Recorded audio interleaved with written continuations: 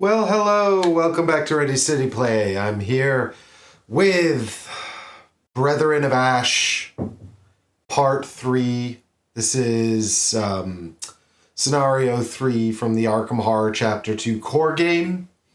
And I'm on headset for a minute because I've heard some audio anomalies in the studio, and I just want to make sure that you guys aren't picking any of that up. So I've got my in-ear monitoring, but I'm going to take it off because it's very distracting.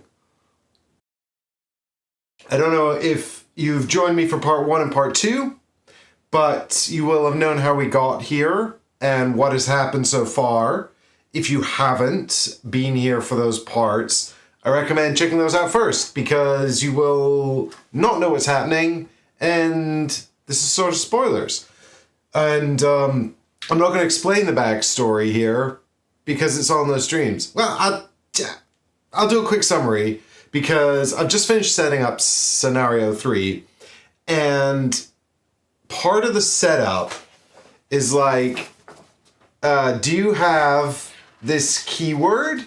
Then something happens. Do you have this keyword? Then something happens. Do you have this keyword? Then something happens. And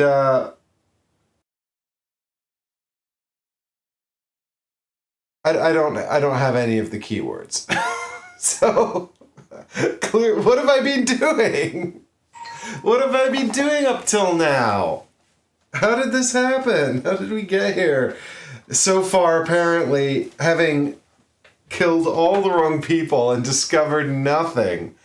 So obviously, we're trying to track down this evil organization that has made its way into Arkham and caused some, well, the spoiler embargo is done. So obviously it's the cult of Elikos. I think I took one of their bad cards into my deck earlier, but they've made their way into Arkham. They assaulted the university for some reason. We chased them around the town, and we couldn't find any clues at all, but we have discovered who their leader is because you can't actually fail to do that. So now that we've got their leader, yeah, well, exactly, Layla. We're going to make do without keywords. Who needs keywords anyway? Pfft. Overrated is what I say. So I've got some plot here, and let's take a look and see what we can't divine, because it's I don't know how I feel about what's happening here. You know, I'm a little concerned. Anyway, the sound seems okay, so I'm going to take these off. If you hear anything, if there's buzzing or audio issues, pop it into chat. I'll fix it right away. But it sounds good from my end, so I'm taking these off. Right. So, here we are. Scenario 3, Queen of Ash, the final part.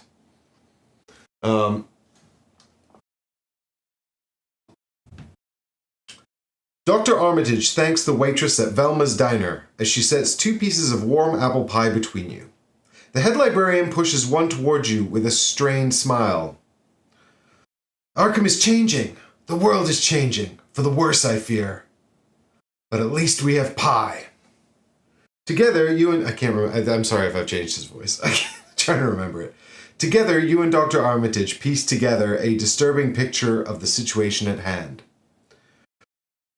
The Brethren of Ash are not conspirators, Armitage says. They are thralls, all of them. Thralls of an ancient goddess, one they call Elikos. Dr. Armitage shows you a grotesque woodcut of a gnarled tree with burning branches before continuing. After attending one of the cult's secret gatherings, some prospective followers develop a strange bruise that marks them as one of Elikos's own. These followers are from all walks of life. Rich and poor, weak and strong. Most importantly, these thralls have no idea that they're under her sway. Your mysterious pursuer is one such thrall. According to the prophecy, the Servant of Flame, who attacked us at the university, is the harbinger of the Queen's return. The servant gathers sacrifices to make way for their queen's glorious rebirth. A rebirth they predict will happen this very evening. Based on your campaign difficulty, do the following. So I've got these out already. I'm on standard difficulty, so we're adding both of these to the Oh No bag. And then we check our campaign log. It says here, check your campaign log. If the investigator discovered the cult's whereabouts, we did not. We did not do that, so we proceed to intro 3. The thought of your friend being sacrificed chills you to your core. Together, you and Dr. Armitage pore over the precious few clues you have gathered. After several hours of mind-numbing analysis, Armitage theorizes that the Brethren of Ash are conducting their ritual in the Arkham sewers. A bit foolish, wouldn't you think, for a cult of worshippers to conduct their business in the sewers? Armitage chuckles. But it's the only lead we've got. Together, you resolve to scour the sewers for any trace of your friend. During setup, place 1 doom on the agenda. Right, so that is our 1 doom on the agenda is here. And that is, of course, our inability to find anything. So I think I've set up the rest of this more or less correctly. I've got all the locations out as they were recommended. These are all sewer tunnels here, which have been somewhat randomized. So I think there's different sort of buildings on the back of each of these different locations, but I don't know what they are. I didn't even look at the backs of the cards, so I don't even know what's available. Maybe I'm foolish to go in so blind, but that's where I am. And then there's a bunch of cards out of play over here under the scenario card, and we begin here at the sewer culvert. Then we check the campaign log for all of these good things we might have done, which we haven't done. And the last sort of thing I'll say here is that I have previously been able to start with Armitage in play, and he doesn't count as an ally. It doesn't say that here, and I don't know if it's an oversight or if I just don't get that helping hand. So I'm not going to put him into play, but that makes everything much harder for me. And I'm sad about it because I like him. Yeah, Layla, I think we made a big mistake not killing the Servant of Ash, because now he's still going to be around, and also we didn't even get any information out of him, and also I didn't even have anything in the setup here that said, you know, oh, you didn't kill him, so that's good. So I think that's probably on us. The game is sort of teaching me that I kind of just need to like murder people when I'm given the chance. If you want to know what the special situation here is, we've got our special cards.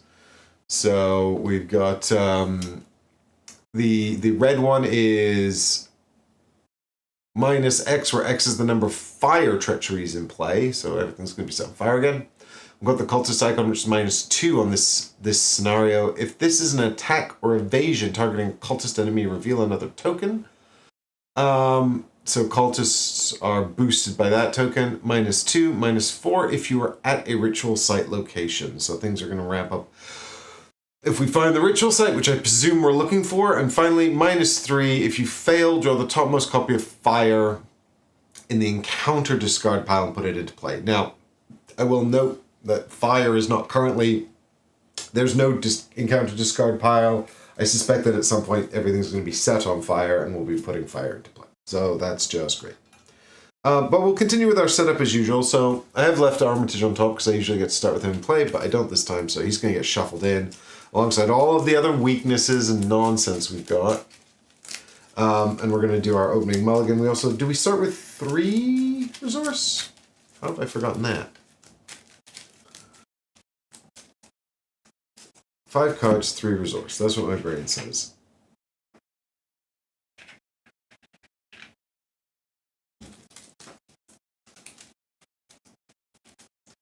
we get to do a little mulligan as well. If, you know, it's terrible. If it's as terrible as it might well be. But yeah, I mean, I'm really interested to see. So I've seen. I don't know anything about Children of Blood, which is the next campaign in Chapter 2. It's another 3-scenario campaign. I've not seen anything about it. I do have it. I would like to play it on the show. But I've just seen people commenting that it's really, really difficult. So I'm gonna have to get better at this if I'm gonna live stream that, I think, because it looks like I might not win this baby scenario from the core set.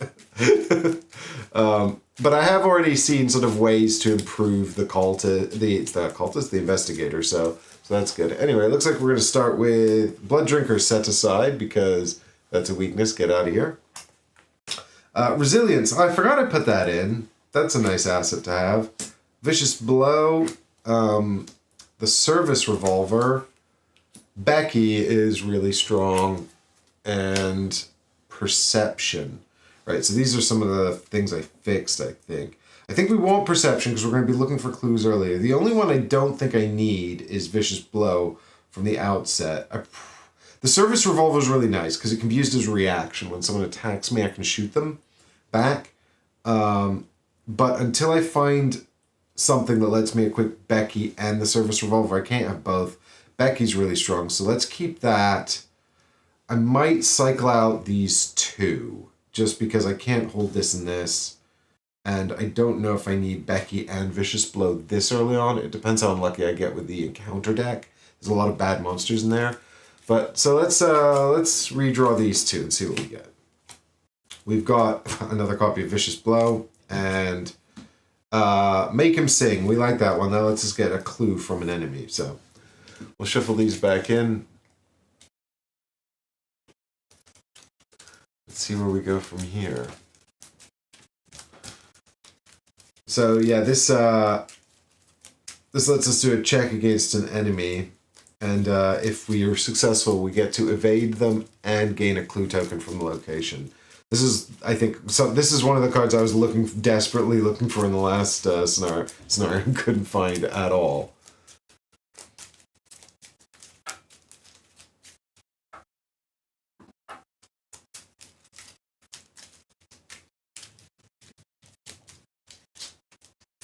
So, forgetting where I've been keeping things. This is my hand down here, I guess. Do I have a play area? How have I been managing this on stream? God, you play like a few other games on stream and suddenly it's like, what am I doing? All right, cool. So, I think that's us ready to begin then, unless there's something critical I've forgotten about this. Please correct me if I'm wrong about the number of starting resources. I can always take ones later, but I can't put any back, and I'm sure it's not. I'm sure it's 3. But if it is 5, I'd like to have 2 more. Okay. So we're here at the sewer culvert. Right. So, sorry, I didn't even look at these ones. Let's start by taking a quick look at our starting situation. We've got a gathering. It says, chanting echoes through the fetid tunnels. The cult's rebirth is at hand. Each enemy at a location with a copy of fire attached cannot be damaged. Oh, God. So I have to be able to put out fires. Well, that's really bad because I am bad at that. That wants agility checks, which is my weakest. So either I have to, I don't know. That's killer. Search the sewers. The Brethren of Ash could be anywhere. You must search the sewers for the cult's ritual site if you hope to save your friend. When an investigator... Okay, so we advance the objective when we get to the underground cistern. So functionally, just, what we're looking for here is a way to get to this location. We can access it from... It looks like from any of these locations because they've got the yellow pit.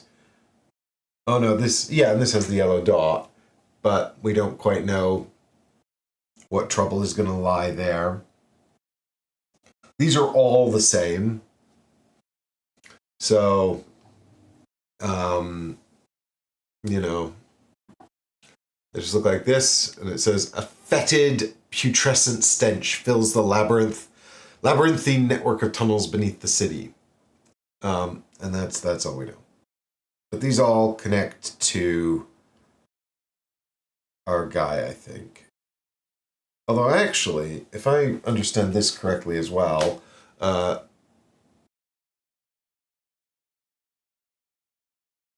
doesn't this mean that,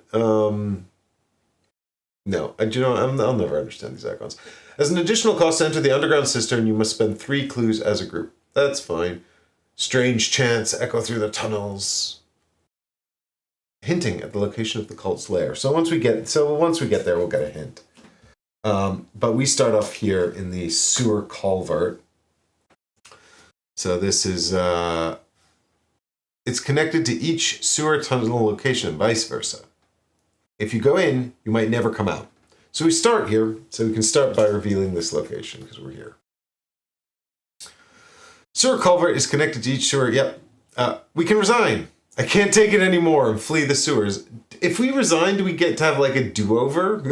What's the point of resigning the final scenario? Anyway, there's no clues here, but it's Shroud 1, for what it's worth.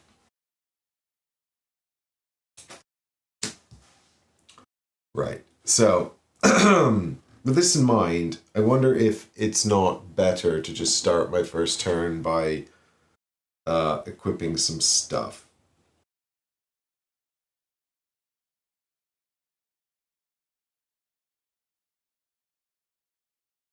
I mean, I kind of think like it's best to just spend... I really want to play Resilience because it's really good, but I can hear my cat outside. Do we let the cat in? Is that a good idea? It probably doesn't want to come in. Hello? Yeah, hi buddy. You want to come in? No. You're happy out here? Yeah? You want to come in or no? Well, you were talking to me. All right.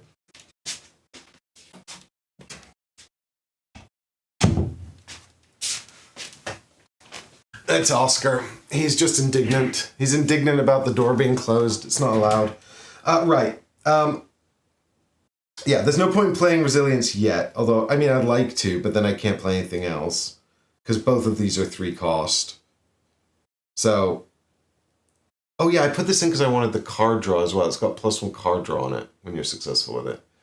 I feel like there's a lot of foreshadowing. Oscar was telling me not to go deeper into the sewers. Right, so my first action then will be to trigger Tommy Muldoon's special action power. Equip a gun asset from your hand, a firearm asset from your hand.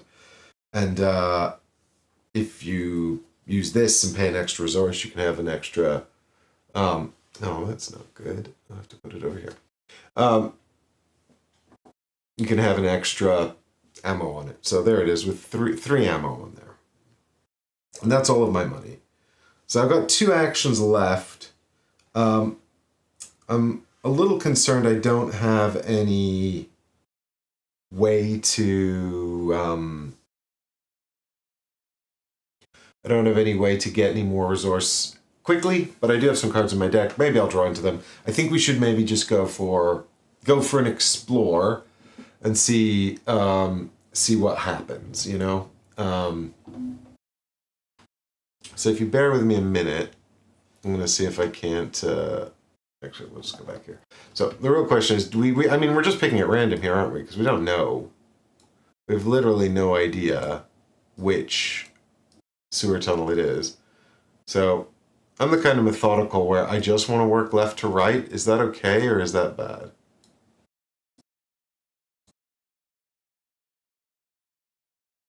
Can I just work left to right? I've got a very jaunty angle of the locations here, which I won't bring up at this time, but I might need later. Anyway, we're going to start over here. So that's one action to move into this location. Then we flip the card and we see what happens. This is the Toxic Waste Pit. What have I gone back in? What am I in Ninja Turtles? I've gone back in time to the 90s. When you end your turn at this location, choose and discard a card from your hand. Forced. Oh, that sucks. I guess I have to discard a card because I have only got one action left, and I don't want to leave. I just arrived. There is a clue here. I suppose that actually I can, if I use perception to try and get this clue, then at least I can draw a card, and that helps me with the discard issue. It's also victory 1. Why would I care about victory points though? This is the end of the campaign. Is there like some measure at the end where it's like, if you have this many victory points, you did a good job? And if you don't get any victory points, you don't get a good job? I don't actually currently need clues. I mean, I do need clues for this. I need to spend 3 clues as a group to get in here, but I also need to find a way in here. Hey Billy, welcome to the stream. Yeah, I'm just challenging people to explain to me what the value of experience points are here at the end of the road. I feel like there's no value to them anymore. I'll tell you what. I don't want to waste actions, and there is a clue here. Oh, but if I spend perception...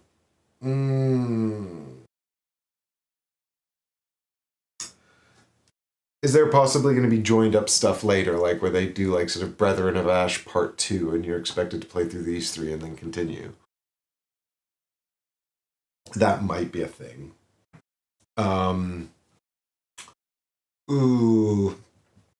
All right. Well, I need a clue, so let's just go for it. We'll do perception. If I have to give up a card, I'll give up Vicious Blow. I don't want to, but I will. Perception gives us +2. We're already on 3, so that's 5 against Shroud 3.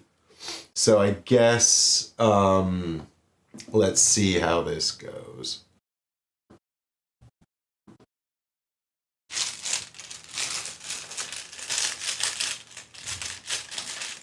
Yeah, you can do epic campaigns, Billy's. That's sort of like chain things. Hiya! -4! Well, that's terrible. Also, I spent this action. That's really, really bad. So that's... I was on 5 to 3. So that puts me on 1 to 3. So I've failed. Okay. Good. Off to a good start. Oh my god. That's the only card I have that can help me to win. I think this deck was here. I feel like it was here. Alright, so bad news. Just bad news. I don't get to draw a card. I've ended my turn in the Toxic Waste Pits. I'm forced to discard. And that's the end of the investigator phase. Just really not a good start, Tommy. Honestly, it's not a good start. The enemy phase is skipped because there's no enemies on the board, so we're into upkeep. So I'll take my 3 actions back. I will draw a card, which is adapt and overcome. Commit to a skill test during attack or evasion. The performing investigator ignores the alert and retaliate keywords. Yeah, I feel like I wasn't getting much value out of this previously, but I've clearly left it in here. I think we talked about this at the end of the last stream. I've left it in here for some reason, obviously.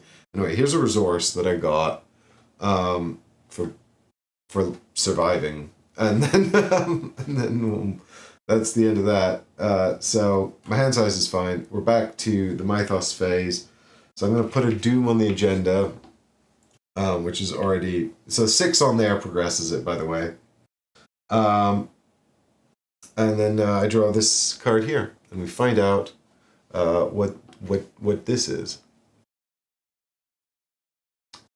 Languor. A Hex Bane. This is treachery, which I think means I'm supposed to read it in secret and not tell anyone, but I'll tell you guys. Revelation. Put Languor into play in your threat area.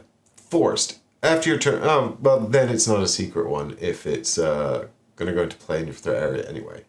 After your turn begins, discard the top card of your deck. If it's a weakness, draw it. Otherwise, you cannot play or commit cards of that type this round.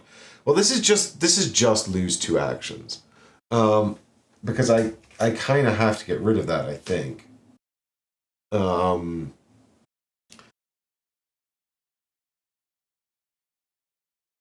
I need, do you know what I really want? There's 2 kinds of cards I really want. I've been told these existed in Chapter 1, but I don't know. I've not been able to find them here in Chapter 2, right? But the 2 cards I really, really want are one that lets me, like, redraw from the bag, or, like, under certain, like, if it's the -4, redraw it or something.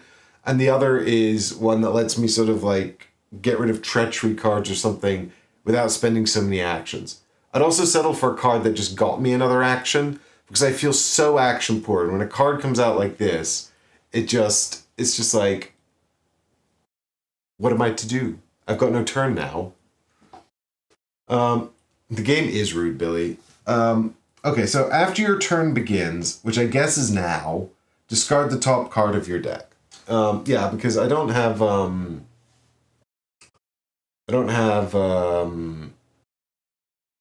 yeah, because I drew that in that phase. Anyway, so here is the top card of my deck. It is my M1911. I love that card, but I guess I currently have my hands full with Becky. Still, quite an important card. You cannot play or commit cards of that type. So that's an asset. So this round, I cannot play or commit assets. I mean, that's not the end of the world, because committing is when you play them into a skill check, right? So that's just resilience, which I wouldn't do. I'm not going to play resilience because I'm too poor. So I think we got away with Languor this round. But I'm also a little concerned that I'm not sure I can do the sewer tunnels now anyway. I think I might need to I think I might need to action to draw a card and then see what happens. So I'm going to do that.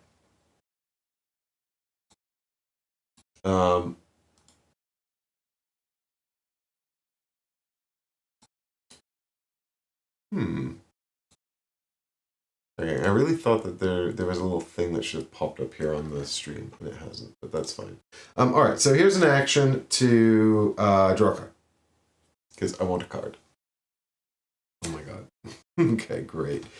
The game heard me moan, and now it's given me an M1911 that I cannot use this round, and also that I don't really need. I was just cross. Okay, well, I really don't want to use Make Him Sing. On the other hand, I'm not really good at... Well, it's a fight check, though. I am good at it. No, I need to keep that. It's the only way I can... I think I'd probably just leave here and go and look for more clues elsewhere, because I don't think I can do the 3 with my current hand unless I commit this, which I don't want to commit. And also, if I stay here, I'm just going to keep discarding cards. So, final 2 actions. We're going to return here, and then I guess we're going to move... I said left to right, didn't I? So, I'll just head back to the sewer tunnels up at the top there.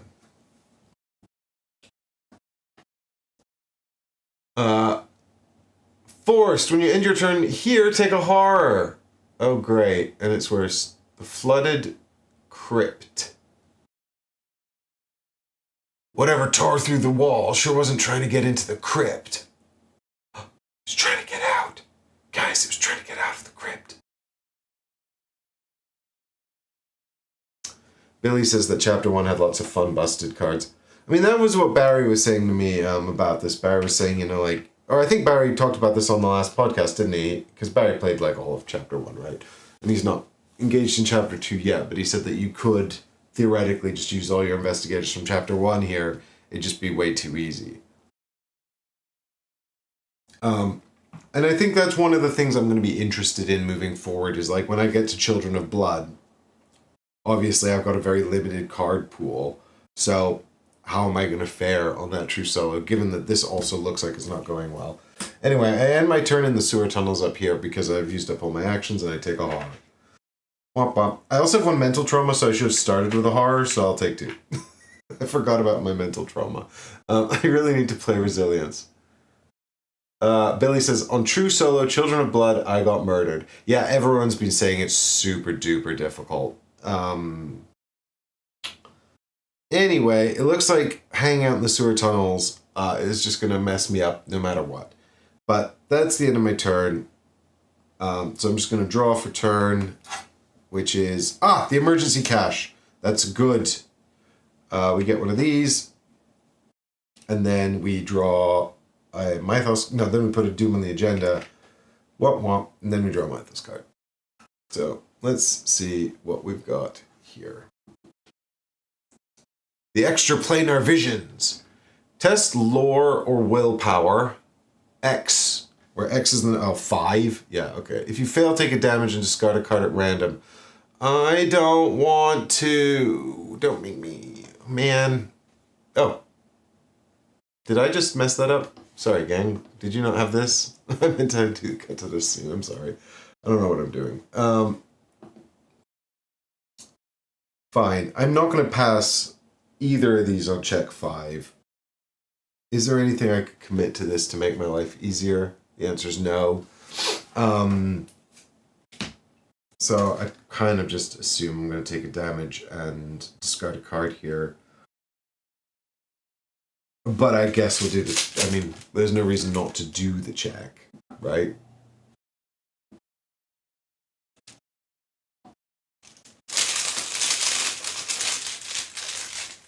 Blam! Oh, what's that? -3, and if you fail, draw the topmost copy of fire in the encounter discard. Well, the encounter discard currently doesn't exist, and there's no fire in it, so that's fine for the time being. I'm sure that fire will appear later on.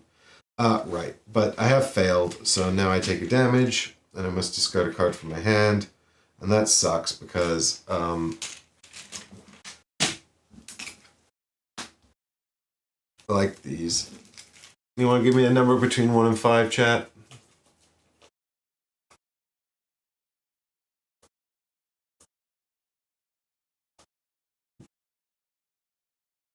Four. Billy, on your head be it.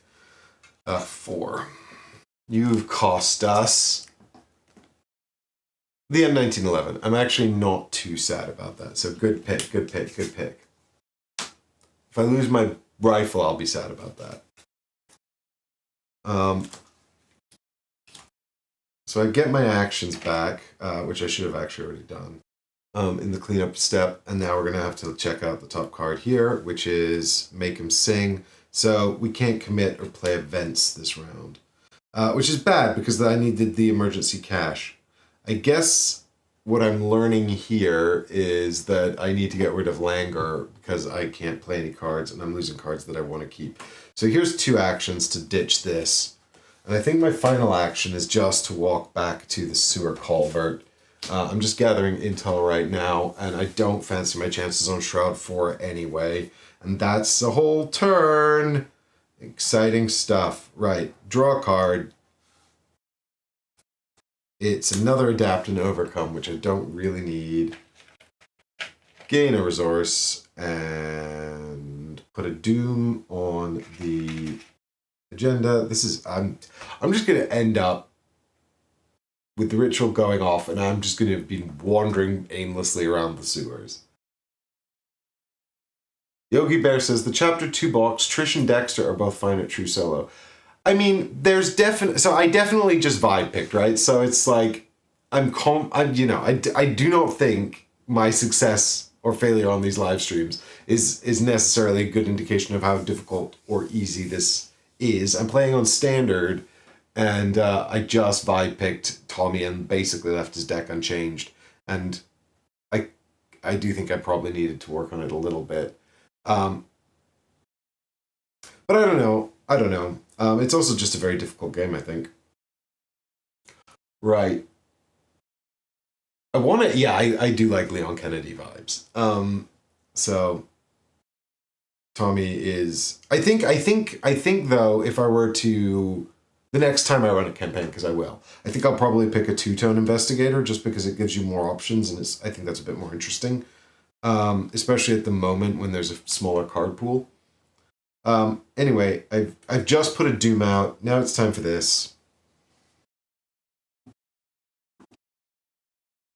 We've got Cosmic Evils. Oh, Peril. This is the secret card, isn't it? Treachery is just a type. But Peril's the one you have to pick on your own. Yes, you must either choose one. Place a Doom on the agenda, or take 1 direct damage and 1 direct horror and draw another card. Again, I just have to progress the agenda, which sucks, but I don't want to draw another card. I don't think I'm in a position to do that. That's going to advance next turn. So I am super far behind. Possibly the best thing for me to be doing here actually is just to be preparing to fight God.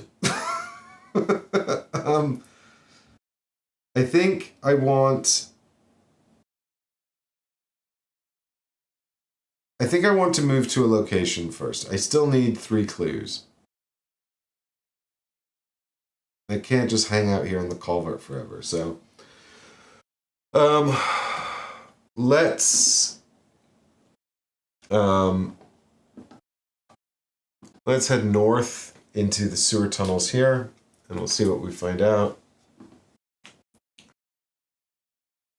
When you end your turn at this location, gain a resource. The smuggler's cache! But there's no clues here.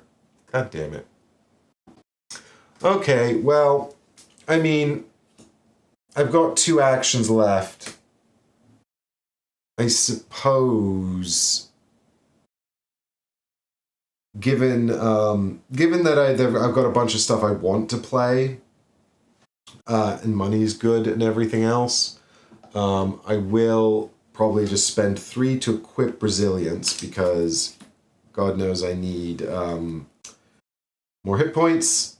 And that's 1, and then my other action is to just play the emergency cache to get 3 resource. And that's going to be the turn. And then I get 1 more resource for ending my turn here. And that's it. Next turn we'll go and try and find a clue if the agenda doesn't immediately go. This could be the shortest live stream ever. Like, just, it was so fast. It's done. It's over.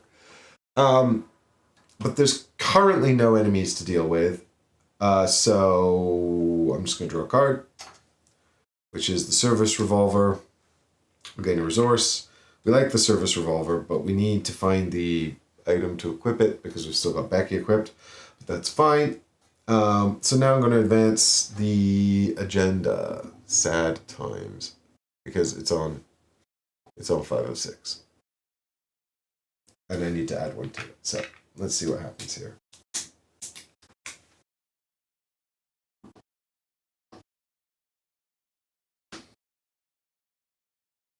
From somewhere deep within the bowels of the city, a searing flame grows in intensity.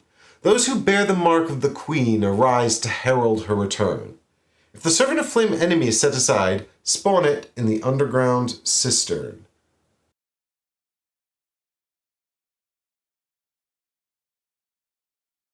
Each investigator must test willpower 4, and if you fail, take a direct horror. I mean, we do have him set aside. If we'd killed him in the last adventure, then we probably wouldn't have... Oh, wait, Herald of Flame? Servant of Flame, yeah. Then we wouldn't have to deal with him again. Oh, I don't have him set aside. Okay, bear with me here. I might have shuffled him into the deck here. Or I just didn't get him out. Here he is.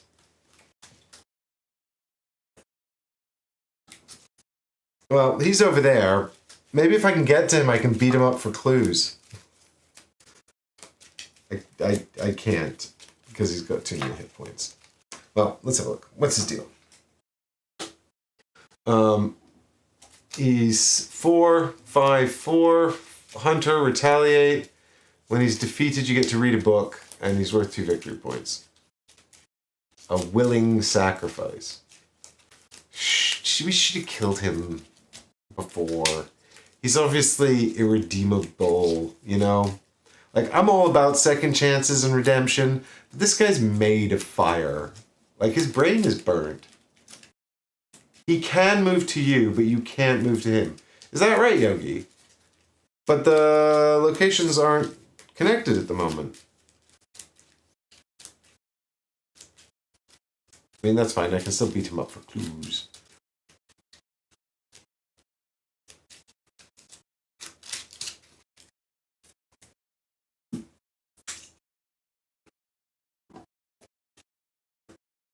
How does he move to me then? Does Hunter just move him to my location?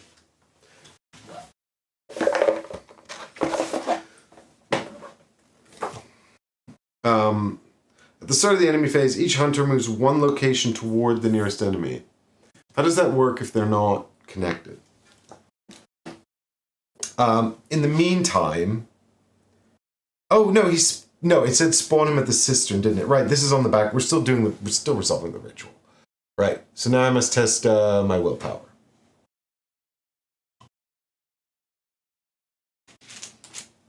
Am I going to commit anything to this?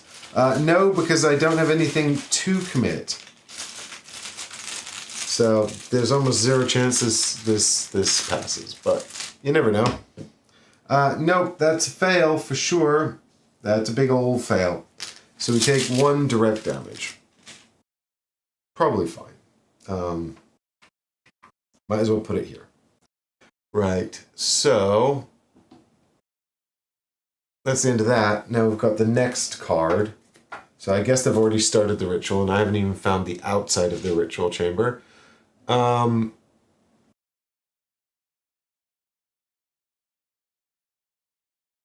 air is choking with noxious smoke as the sound of chanting grows louder.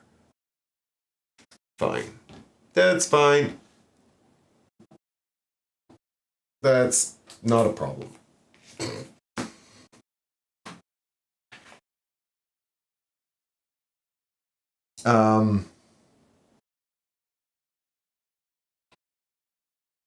Some of those locations are connected.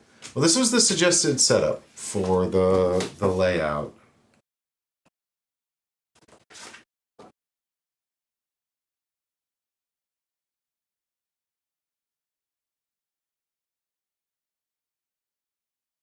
Right, okay. Well, I mean, so it says that yeah, some of these are connected to the cistern. But I don't know why I didn't show little arrows during the suggested layout. Is it because these were locked? Am I now to put arrows in place? Because this Dealy Bop is... Oh, this one isn't connected, actually. It is connected to this one, and also this one.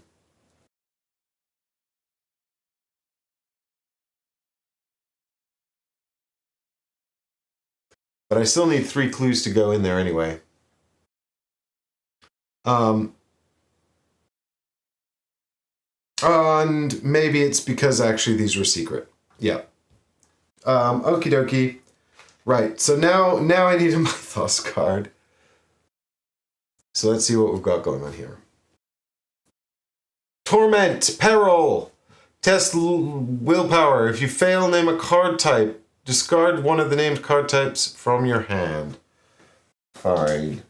I do seem to have 1 of everything, so that sucks. But I guess I could give up and adapt and overcome if needs must. Once again, I cannot commit anything to willpower.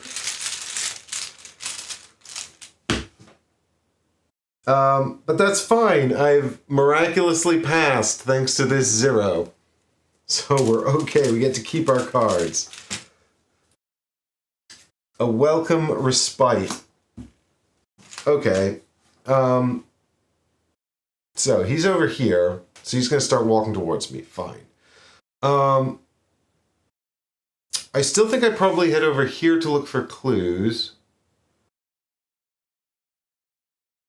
Oh, Yogi Bear says I could... No, because adapt... Yes, I appreciate what you're saying. But adapt and overcome says commit only to a skill test during an attack or evasion. So unfortunately these two... I mean, that's how I understand this to be. So it does have the wild on it, which I guess it's just saying it's functionally to fight or to evasion. Thank you for confirming. Yeah, I'm still reasonably confident, but I think given that the rule book has had 10 years of time to develop, it could have been a little bit better in chapter 2 for sure. But that's okay. Right, let's go and walk over to a different tunnel, I guess, because there's no clues here. What I'm kind of hoping is I can find one clue over here, bully a clue out of him, and then maybe get this one on my way to the cistern. That's kind of my plan. I'm going to go out of order just to be surprising and unsuspected, so I'm going to go over here. And hopefully this will catch the baddies off guard and get me a good location. The overgrown tunnels. After you enter this location, lose an action. This is not connected to the cistern. I mean, it sucks that I lose my last action, but also I think I could possibly pass a clue check here, so I guess that's fine then.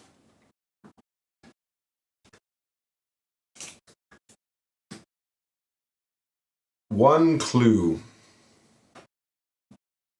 So, hunter just means, so that's the end of the investigator phase.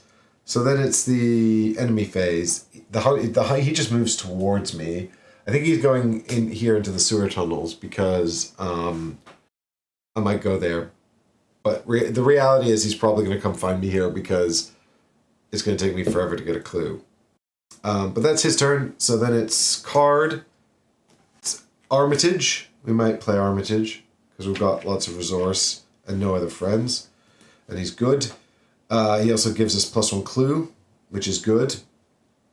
And then it's back to the top. So we'll put a Doom here on the agenda and we'll draw a Mythos card and see what we get. The Putrid Vapors. Test agility. If you fail, take a horror and discard a non-story asset you control. I hate that.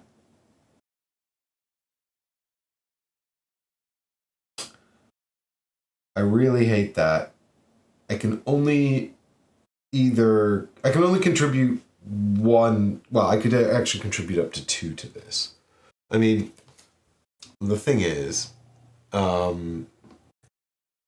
it's going to be discarding resilience or... Hey, how's the timing on this work? If I fail... Oh no, I'd put a horror, it'd be fine. I was just wondering if it put a second horror on resilience, would that be discarded, or would I finish resolving this card before resolving that? So could I discard that as part of this, satisfying the condition here? I'm just gaming it. I'm just trying to game the system. I'm just interested about the timing of that. Oh, there's some flavor text. I like flavor text. Yum yum yum.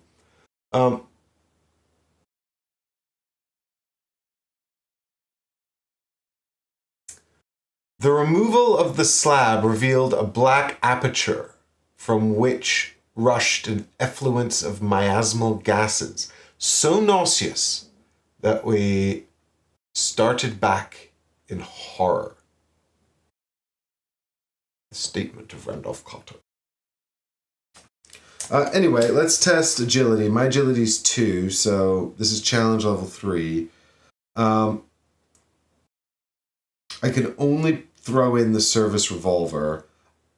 I think my concern here is that I've seen both of my M1911s already. I can't remember if I bought the Tommy gun or not. I don't think we did.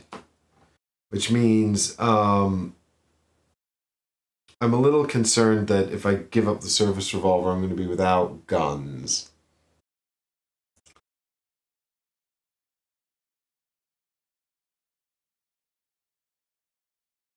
But if I don't give it up, my odds are bad. If I give it up, my odds are bad anyway, which is kind of also my thinking. Like, I think I'm probably going to lose this anyway.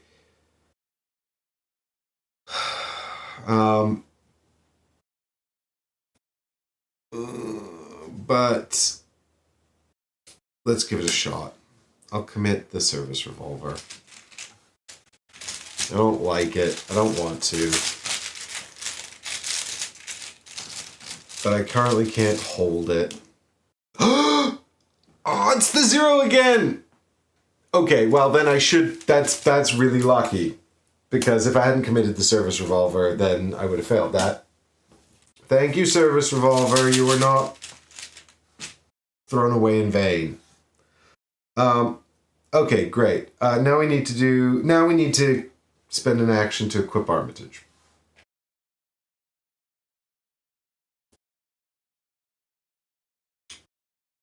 And then we need to do a... Oh, sorry. And then we need to do a clue check here. So this is Shroud 2.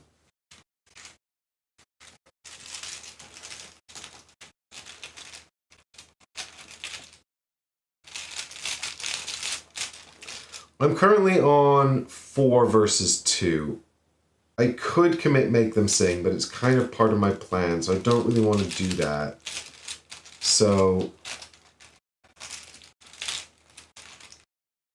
I think let's just draw a token and see what happens. So here's Investigate. 4 versus 2. -1. So we have succeeded, and we've gained a clue. All right, now I have 1 action left. So do I go back to the sewer? I probably do. But that means he's going to attack me, right? Because doesn't he move and then attack? Yeah, so if I move back in there, he's going to attack me. If I don't, he won't attack yet. What else can I do that's useful? Just draw a card, I guess. Possibly just draw a card.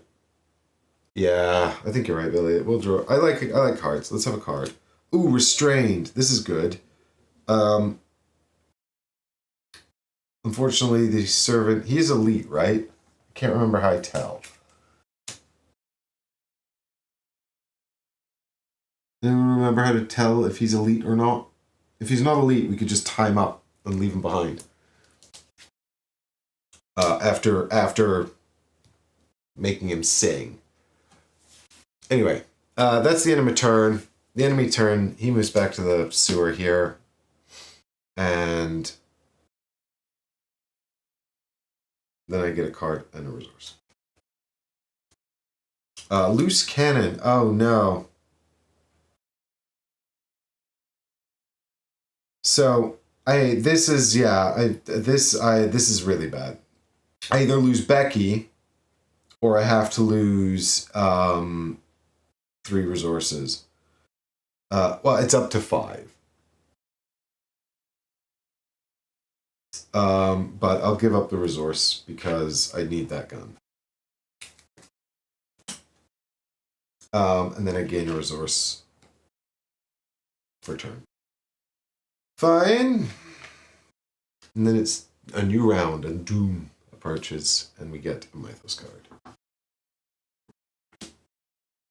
It's Wild Compulsion. Test willpower. For each point you fail, you must discard a card at random from your hand or lose a resource. Oh boy. Well, my willpower at least is being boosted by Armitage.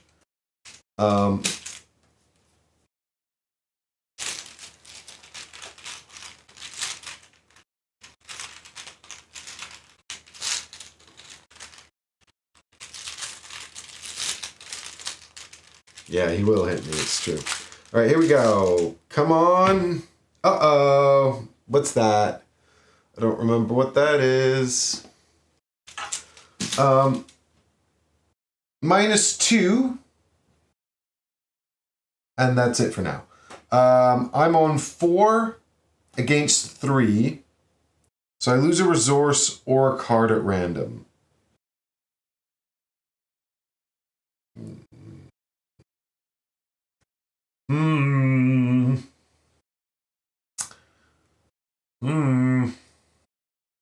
There's a good chance I lose a copy of Adapt and Overcome. But I could also lose Make Him Sing. But if I lose the resource, I won't be able to make him sing anyway. Alright. Give me a number, chat, between 1 and 4, please. Thank you.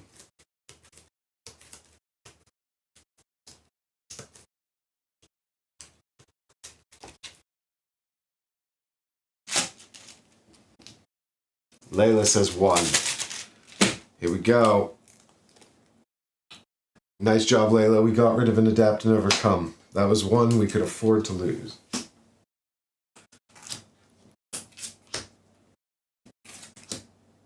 Okay, so.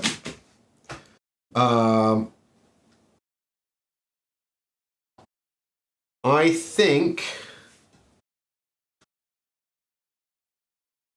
I don't have enough money to play both of these cards now. And I kind of need to play both of them to deal with him. And you're right, Yogi, he will just hit me. I don't think I can avoid being hit by him anyway.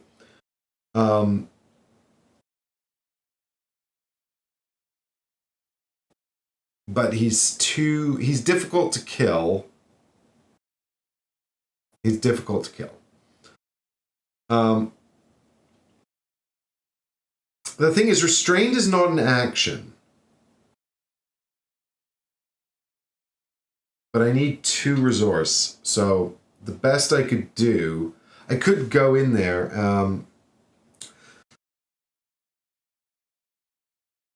But the thing about Make Him Sing is that I don't need to do Make Him Sing first, because I can still use this even after he's restrained. So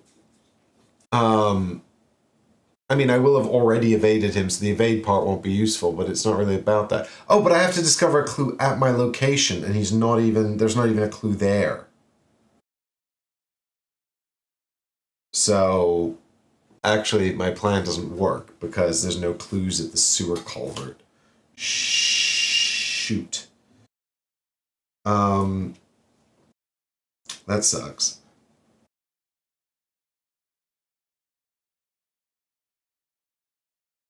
Yeah, and restrained is only viable after he attacks me.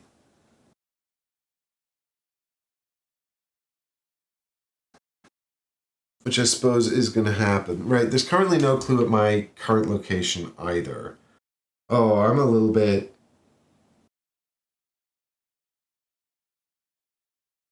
I think my best option here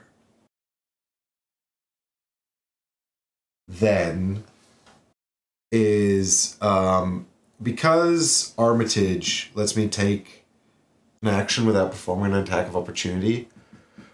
Oh, he is elite. Okay, thank you, Yogi, for clarifying. Okay, great. Well, if he's non-restrainable anyway,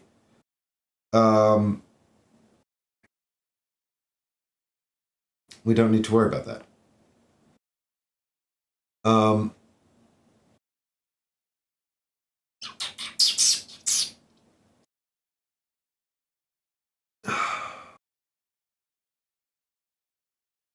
I need to know where I'm going to get 2 more clues. I forgot that Make Him Sing didn't just conjure a clue. So I can't currently use Armitage to get past him without being hit. So possibly I'm just gonna wait here, sort of duck past him. This is so wildly inefficient and feels really bad. I feel like I'm wasting an extraordinary amount of time. If we'd killed this guy earlier, this would be much easier. I think I'm possibly just gonna get a card and a resource, or a card and 2 resources, and call it a day. Because when he comes in here, I can just leave without provoking him, and then just go up here and get the clue token here. I don't want to end my turn here. Maybe I'll figure it out next time. But yeah, and then he'll be chasing me, and we'll figure out life after that. Yeah, I don't like it, but it's the best plan I've got. So anyway, here's a card. It is Bounty. Okay, this is good. We can use this when we kill him to get some money if we go that route. Oh shoot, I do need a Vicious Blow. Damn it. Let's draw another card, because that actually helps us get money. Move and heal 2. That's quite good. All right, let's get a resource so we can play physical fitness, which we can make use of. Oh, he's going to hit me this round, though, isn't he? Because he moves in and then attacks. Shoot. Well, that's on me. I forgot that happens. Don't know what I'm doing. That's fine, though. This is fine. So that's actually all my actions. I drew 2 cards and gained a resource. So then he comes in here, and because he's ready, he hits me. For 2 damage, which I'll heal with physical fitness, and 2 horror, which is worse, which I'll split like this. Yikes. That's quite a lot of damage and horror already. Yep. And he's got retaliate. Okay. And then we get another card. Stakeout, which is really good. Really, really good. But we need a location with 2 clues to make the best use of it. Maybe that one has 2 clues in it? What do you guys think? You can tank it, so the plan is still a plan. Exactly, Yogi. The maths works out. The plan is still technically a plan. Because I'm not dead.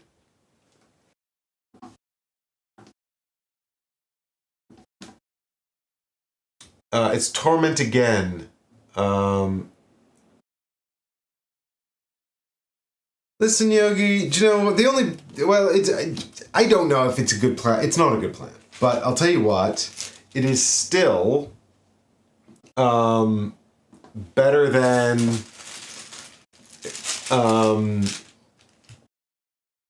what am I trying to say here? It's still better than no plan. At least it's a plan. Oh shoot. Alright, so I have to name a type and then discard a card of that type. Oh. I've got one of everything. No, I don't have any assets in hand. So can I name asset and then not discard an asset? Or am I forced to name a card I have? It doesn't say I have to name a card type I have. So I think I'm safe here. Tell me if I'm wrong, gang. In the meantime, no, I'll discard a card. In the meantime, I think I'm gonna, yeah, exactly. No plan overcomes reality. The biggest flaw in the plan is real. So I'll spend 2 of these to play physical fitness. I don't take an attack of opportunity because of Armitage, and I walk into the sewer and heal 2 damage. And that's action number 1. And then I think I probably go to the final location up here because I'm just desperate for something with 2 clue tokens on it. So let's see what we've got over here. Nope, it's another one. After you enter this... Okay, so this is a sewer tunnel with an enemy in it. After you enter this location, discard cards from the top of the encounter deck until an enemy is discarded and then draw it. Whatever's here is worse than the rats, but at least there's a nice easy clue for me to get, I guess. I could also use Make 'em Sing on this thing if I get a nice easy enemy, so let's see. I haven't heard any rebuttal on Torment, so I'm going to assume that that was okay to name assets on Torment. Right, now I've spent an action to move in here, and now I'm resolving this location, which has one clue in it. Which means we're going to have to check this deck. Not an enemy. Not an enemy. Not an enemy. Not an enemy. That's an enemy. Oh, it's the doggo from the beginning of the movie. The Hellhound. Hunter. Forced. After he attacks you during the enemy phase, choose and discard an asset you control. That is terrible. That's terrible. I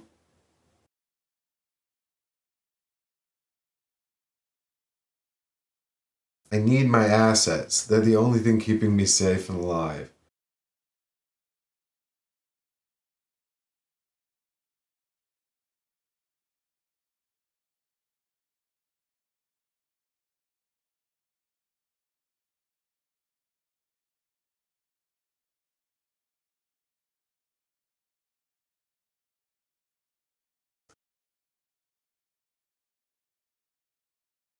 I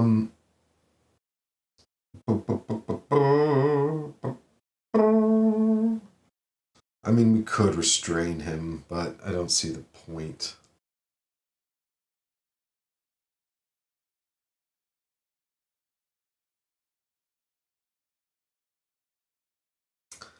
I don't know. Maybe there is a point to it.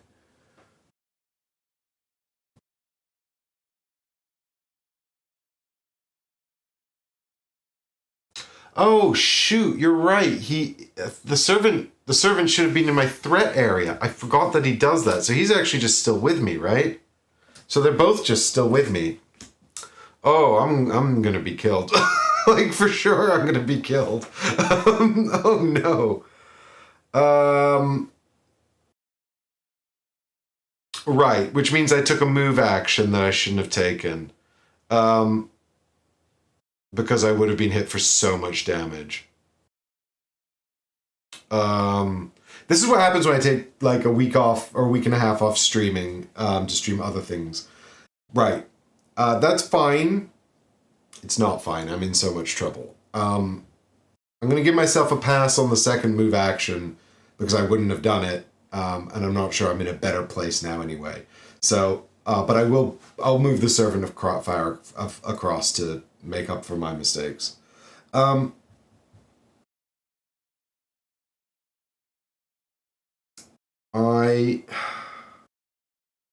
Yeah, truly, I'm not really sure what I could do here. I think I probably need to just shoot the dog. I'm going to take a ton of damage, and then maybe next turn I can use Make 'em Sing to try and get away from the Servant of Flame.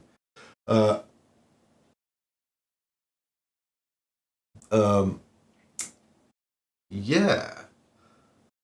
Yes. Okay, so let's shoot the Hellhound, I think. Or do I shoot the Servant of Flame?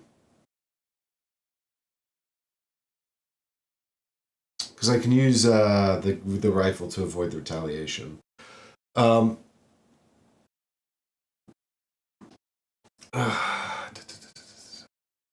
I think I don't know. I think probably we've got to try and take care of the dog first, just because we can get it off the table quicker.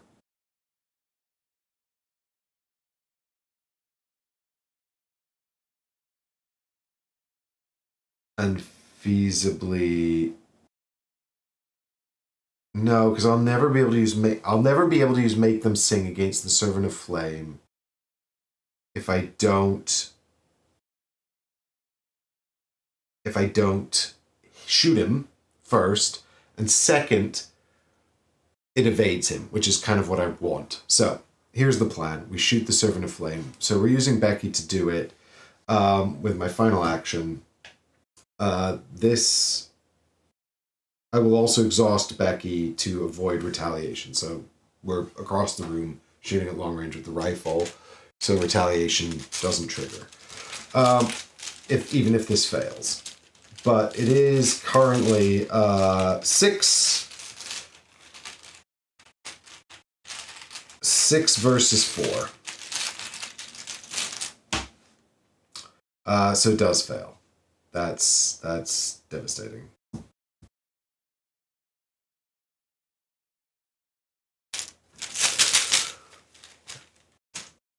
I'm in trouble. I'm in a lot of trouble.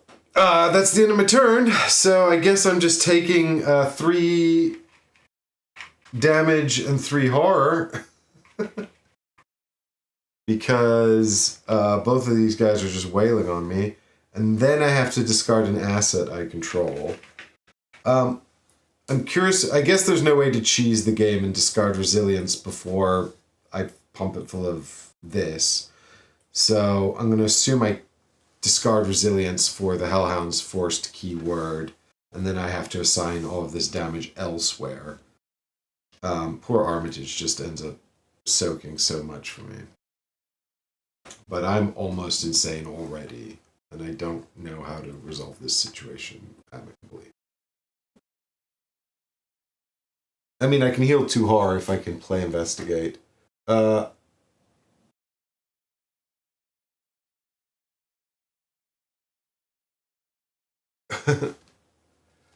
we got going on over here, chat?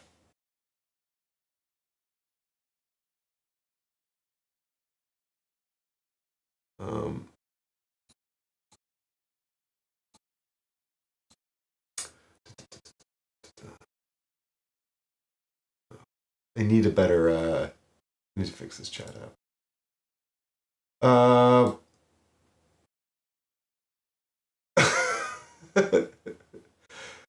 Oh, okay. So I thought you were talking about my Japan Schlapp says, what I really dislike was that the decisions you seem to make between scenarios don't seem to have consequence.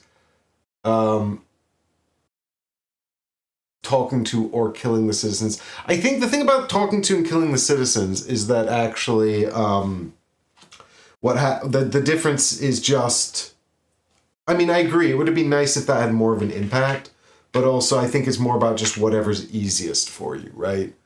Also, like, you don't actually necessarily kill them all. Armitage is so good. The Armitage has saved my bacon every single scenario.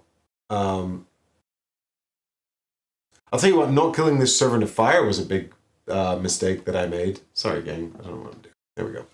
Alright, I've taken a ton of damage. Now I get to draw a card, which is another copy of Stakeout, so that's great. And a resource. Well,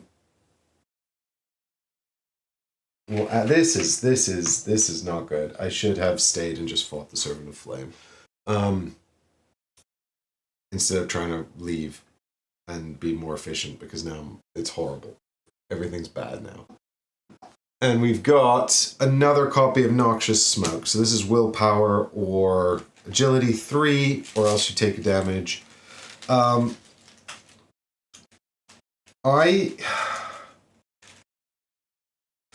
feel the need to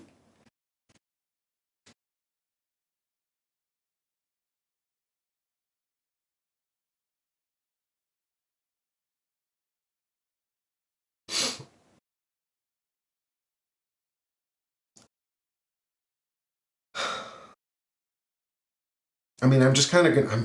The problem is Becky doesn't have any ammo, and I don't have any other guns. That's a problem. I will test willpower because it's 4.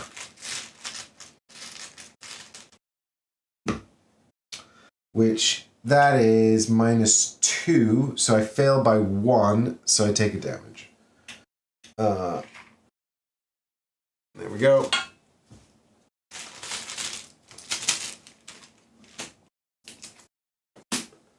Okay, so, I can't evade these guys. I'm too bad at evade. I can't afford to exhaust Becky this early. This is the problem. Part of the downside of this really is that I think I don't know how to survive all the horror from the Hellhound this round. I can evade the Servant of Flame feasibly, but I can't get away from the Hellhound, and he'll hit me twice, and then I'll just go insane. I mean, well, no, then I'll lose Armitage. But 2 shots with Becky doesn't even kill the Servant of Flame either. It'd be nice if I could use Stakeout because I can heal 2 horror, but I can't. I mean, I could use it, but then I wouldn't have the Make Them Sing, and the Servant of Flame I couldn't evade it. I need Make Them Sing to evade the Servant of Flame. Oh, I could restrain the dog, but I need to get a resource. Oh, but I can use Bounty? No, because I'm not killing anyone. Shoot. I'm so close to having an opportunity. This is blind play. I've never played this before, so this might be why it's so bad. I've never played any of these before. That's not true. I played Scenario 1 before we played on camera. But Scenario 2 and 3 are blind. Right.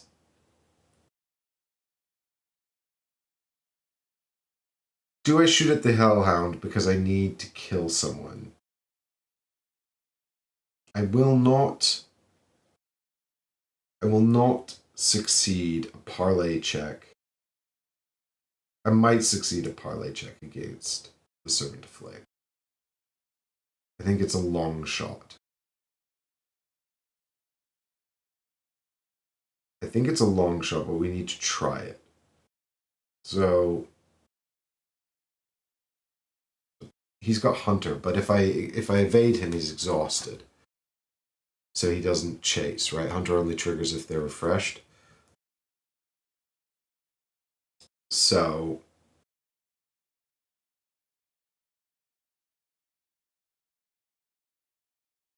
yeah, the problem is I also kind of wanted to kill the Hellhound so I could trigger Bounty, because without resources to play Stakeout, I'm still in trouble.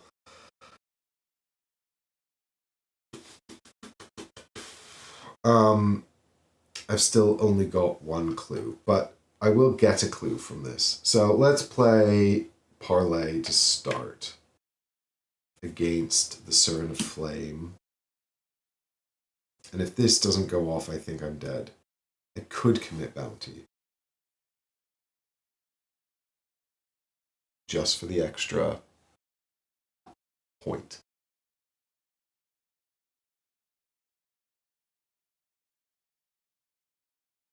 It's currently 5-4.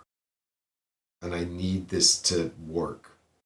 So I think I have to commit Bounty. I really don't want to, but I also don't see how I kill anyone. Well, I could kill the Hellhound if I stay and shoot it. The problem is then that I don't have a way to get away from the Servant of Flame. Oh, I could have restrained the Hellhound last turn when he attacked me.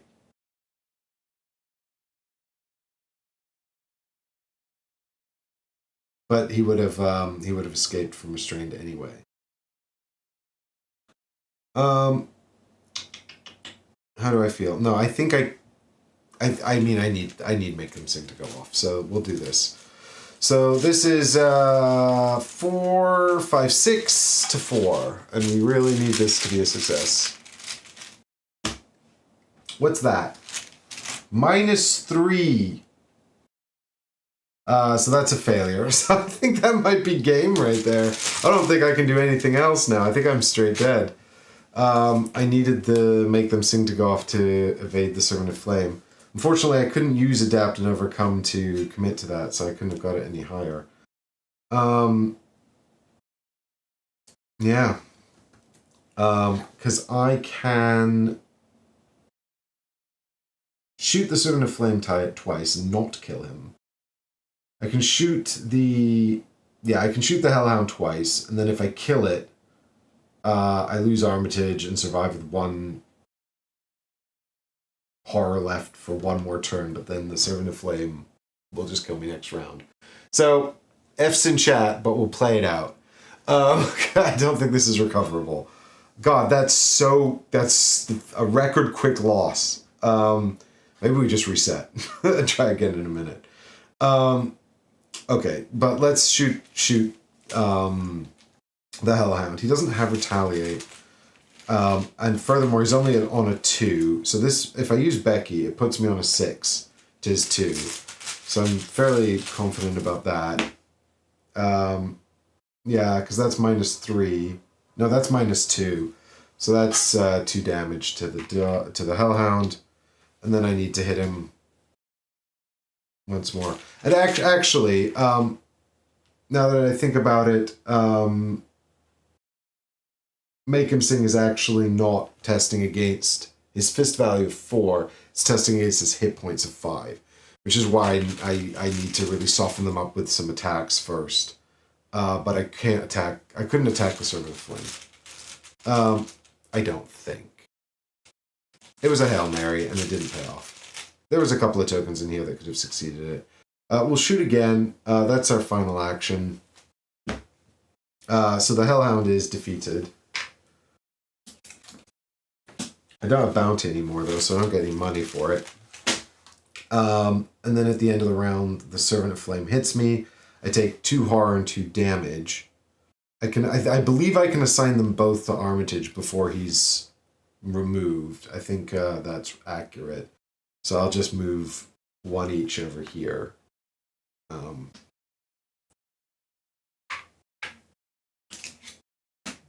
But he runs away in fear. And now I'm stuck in the room with this guy and I have no ammo. And no assets. And I've just got another copy of Restrained, which is not helpful because it can't be used against him. I'm going to have to do like a killer evasion. Just try to run away. And then I'll probably die. And that's going to be the turn. So here's a Doom token. What's this? Oh! It's an aloof enemy, right? I have to remind myself what aloof does. It's a zealot. They do not engage of their own accord. They cannot be attacked unless they are engaged with an investigator. But it still spawns at my location, right? So it just spawns and hangs out. This is actually exactly the enemy I needed to interrogate for my clue token. They've got 1 health. Where have they been this whole time? This guy sucks. Good. Wait, was there more text on there? Oh, yeah, okay. After this enemy enters play, put a Doom on it. So it's advancing the agenda, yeah.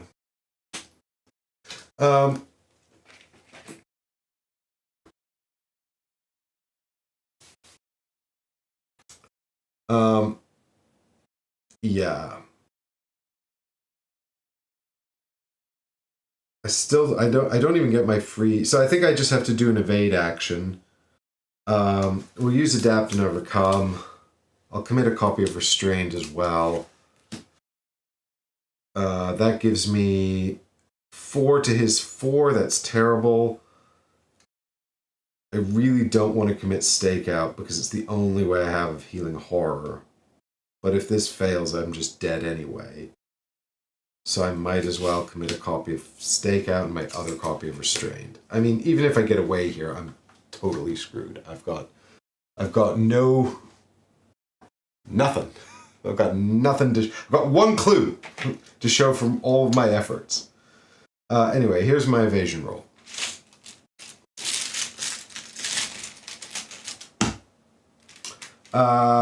-2.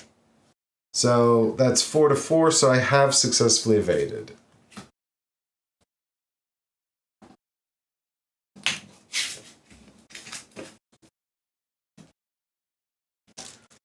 Great. I can do an investigate check now, right? Because I've evaded them and they're not engaged with me anymore. I think probably...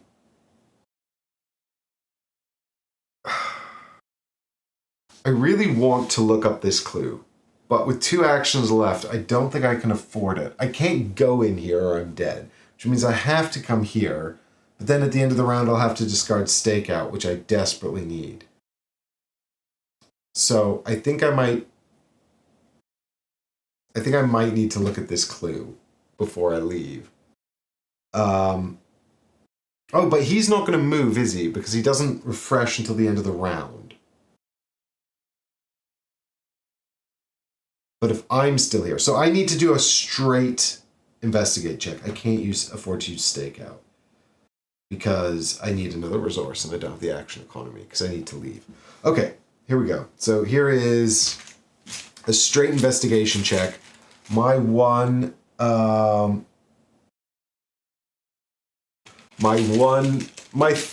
three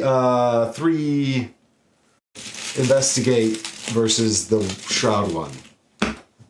I've done it. I've got 2 clues, team. And my final action will be to leave. I'm playing correctly, right? Holler at me if I got this wrong. I think this is how it works. I've never evaded an enemy before. Tommy Muldoon, I'm made of guns, normally. But it's all gone a bit wrong for me.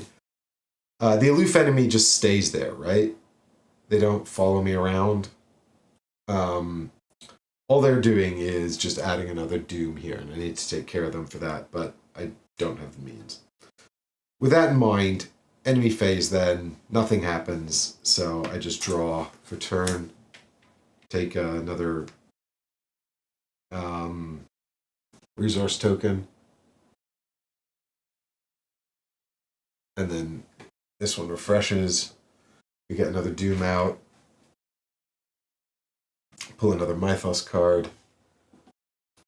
It's another cultist, another aloof zealot comes into play here at the culvert with a doom token on them.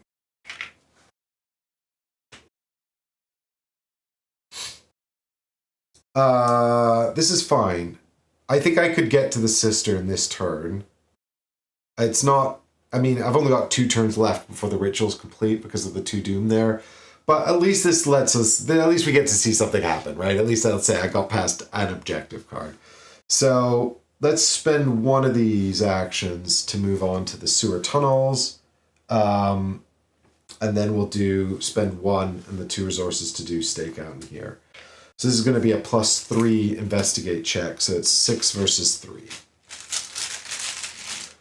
Our 6 versus their shroud 3.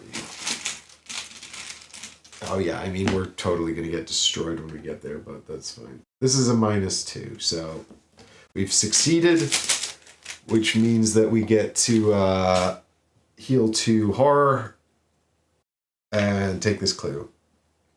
And then I think... Oh yeah, we would discover 2 clues, but there aren't 2. I think our final action then is to enter the underground cistern. So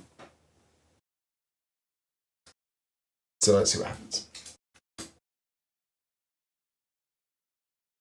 Wrong camera. Hold up. There we go. As an additional cost to enter the underground cistern, spend 3 clues. Yes, I've done that. There they are. Look, I did it. I did it. I did a success. It wasn't a complete failure. 4 shroud, 2 clues here. If there are no clues on underground cistern, place clues on it up to its clue value.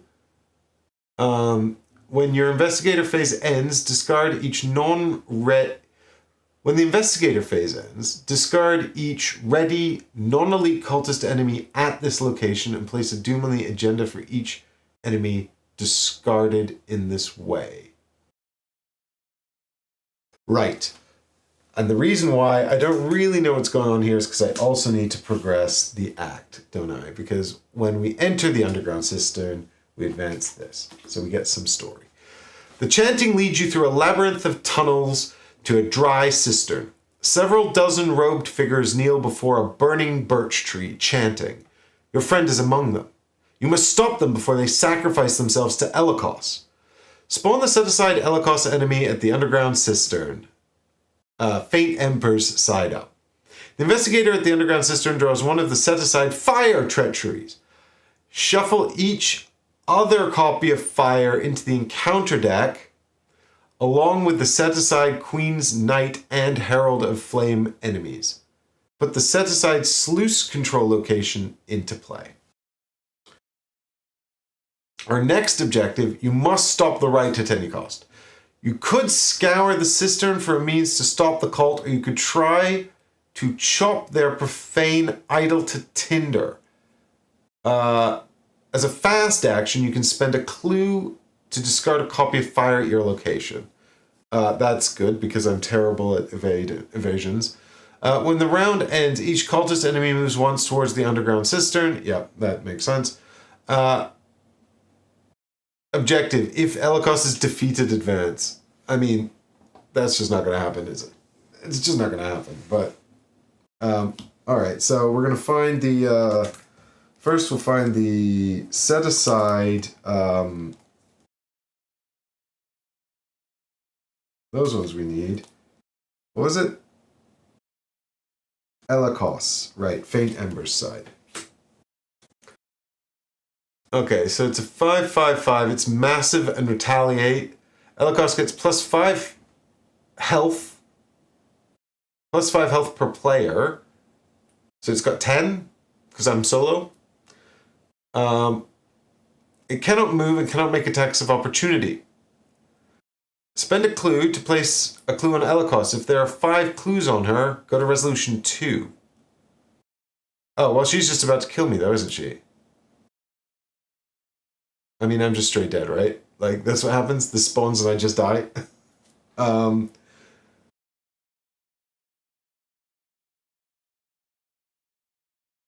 Because it's... What does massive mean? I need to look up what massive means. Hold on. Oh, it's engaged with every investigator at its location. Yes, okay, I'm dead. Well, at least we found out what's going on. I've also got to do a bunch more things, but I think what happens here is, because I've got no actions left, after I admin the rest of this stuff by putting out fire and placing fire cards, shuffling them into the encounter deck, I end my turn, and then Elikos just kills me. Because I can only take 3 more horror, and then I go insane, right? Yep, okay, that's it. GG! Game over! Murdered by Elikos. Fun outcomes, isn't it? Is there some kind of endgame for this that I should be reading? Is there like a if you go insane thing at the end of the book here?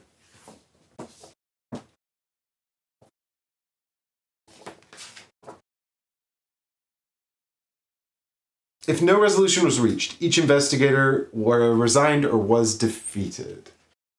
The investigator defeat. Bum, bum, bum, bum, bum. Bum, bum, bum, bum, bum, bum, bum.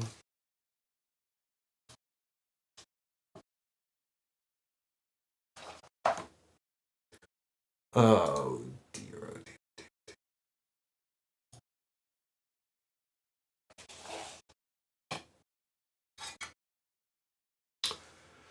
Dr. Armitage barely escapes the sewers alive, racked with guilt at leaving his companions behind. By dawn, an unquenchable fire has spread through all of Easttown, claiming countless lives. Although the Arkham Fire Department tries its best, the flames rage for 3 days before finally dying out. Those who fled whisper of unspeakable visions, terrifying ghoulish faces staring out of the flames that still haunt them. Doctors and nurses are still unable to identify the source of the victim's strange bruises, which will not heal. Any trace of Armitage's companions, as well as the Brethren of Ash, have been eradicated in the Inferno. In your campaign log, Record, Elakos was reborn. Each investigator is killed. You lose the campaign. Well, I can't believe we streamed for almost 2 hours. It doesn't feel like 2 hours. I guess I've just been chit-chatting. That definitely could have been resolved more quickly.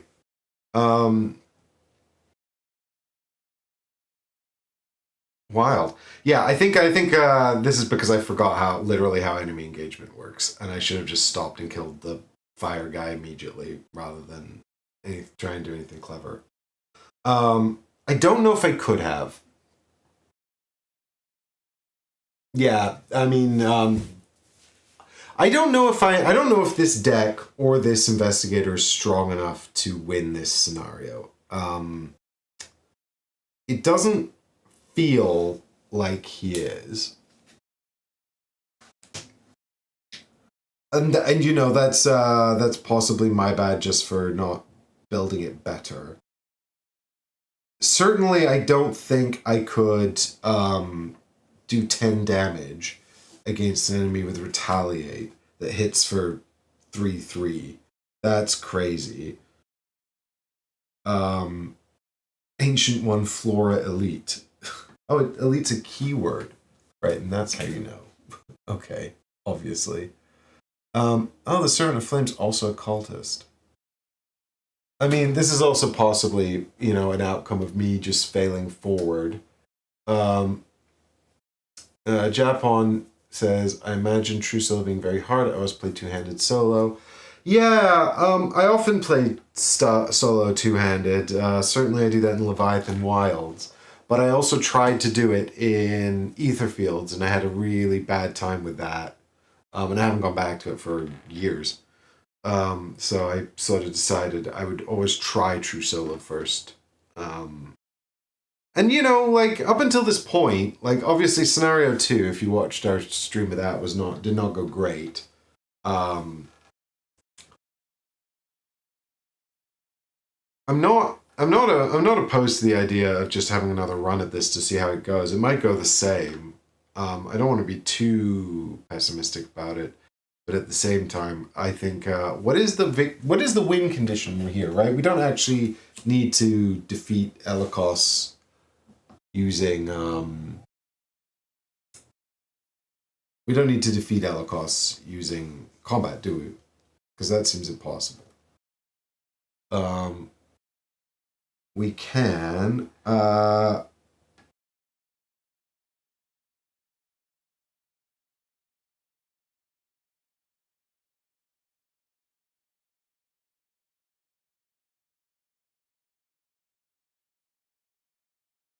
no, because we do need to get the clues from here, don't we?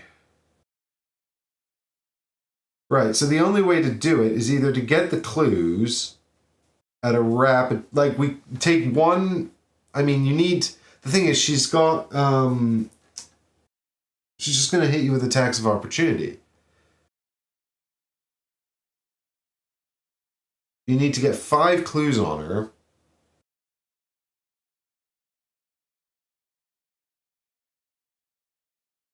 I could only have feasibly gained 1 more clue, because there's only 4 clues available in the scenario. You don't know what the other location that advancing the act would have brought to play. Right, but to advance the act, we just have to defeat her, right?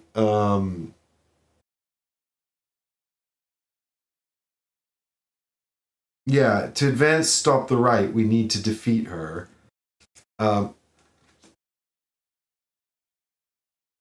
She's got 10 health, which is so much. I mean, it's not that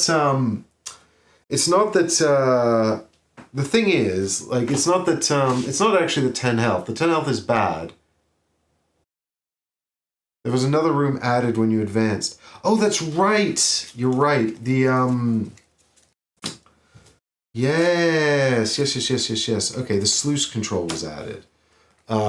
So maybe what I'm hearing is maybe the sluice control has a possibility. As an additional cost center, the sluice controller must spend a clue, and we don't know what happens in there. All right, well, well, I was planning to stream for considerably longer, so I'm quite tempted to just reset this and have another crack at it. So I might just do that. And all I'm really thinking about is whether I want a coffee break. No, I've had enough. I've had enough coffee. Let's try again. At least see if we can get as far as the sluice room this time. I'm not convinced that it will go significantly better, if I'm honest, but can't go much worse.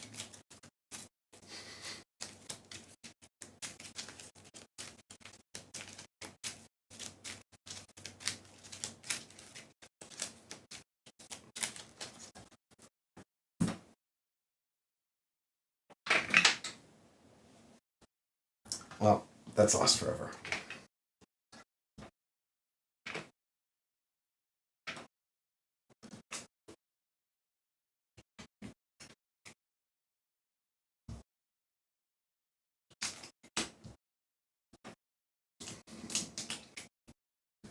Right, you are set aside, you're set aside, you're in play, sort of.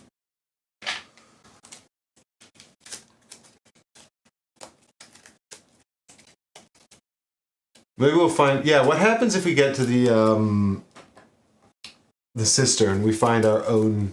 Actually, to be fair, we didn't die of physical damage, we went insane. I think we just got into that room, we saw Elakos, and we were like, well, I'm in! Tell me where to sit.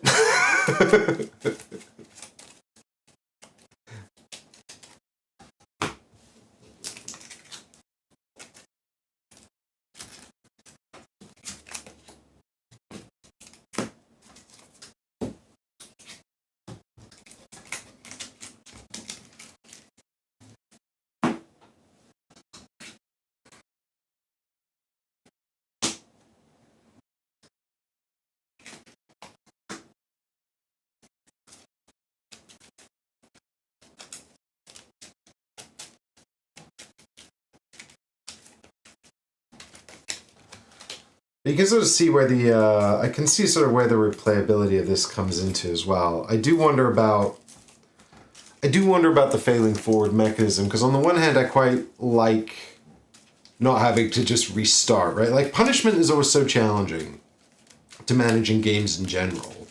You know, if you think about like a lot of video games, the fail mechanism is simply just redo something you were already doing. You know, and it's hard to come up with the idea of a sort of a fail state that's not just try again but do better.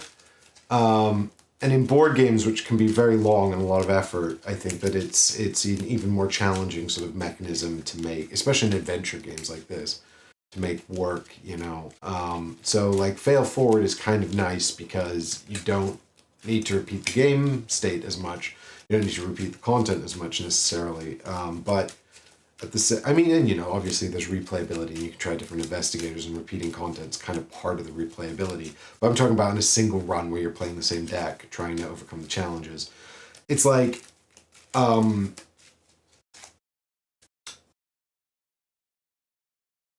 it's like, you know, it's hard to come up with sort of like a fail state that's like satisfying and, you know, so I guess what I'm trying to say is like after scenario 2, I was pleased that we were able to continue. But I also had a bit of a suspicion that it would gone so badly. Would there be any point in continuing? Right?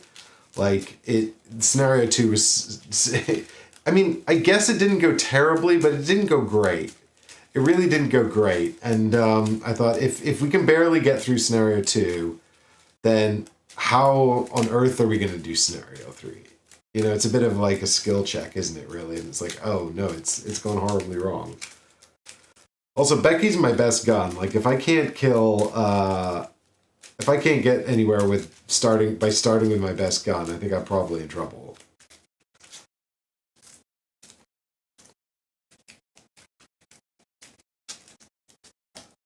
Anyway, I'll keep one damage there for my mental trauma.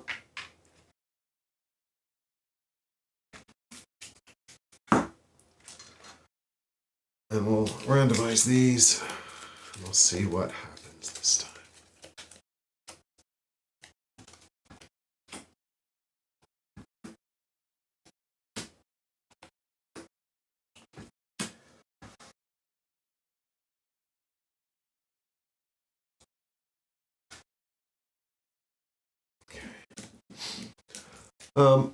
Alrighty, then it's just starting resources in Mulligan, isn't it?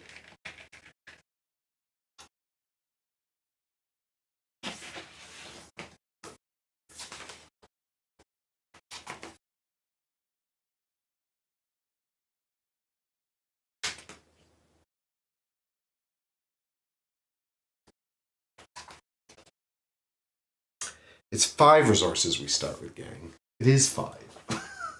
So I did handicap myself. Alright, here we go.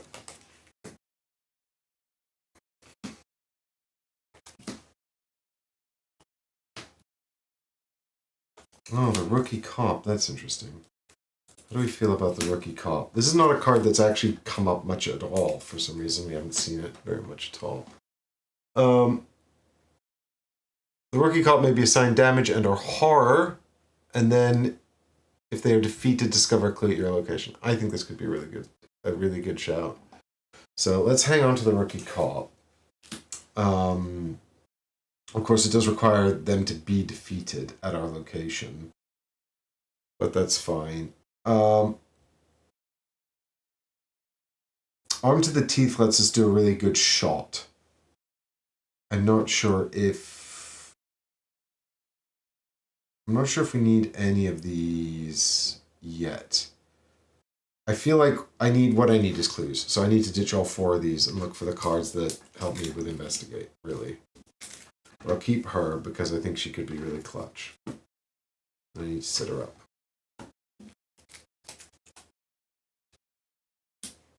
Well, there's Becky again, so that's good. The emergency cash, that's really strong. Stakeout is perfect. And Arm to the Teeth again. That's fine. That's a really good starting hand.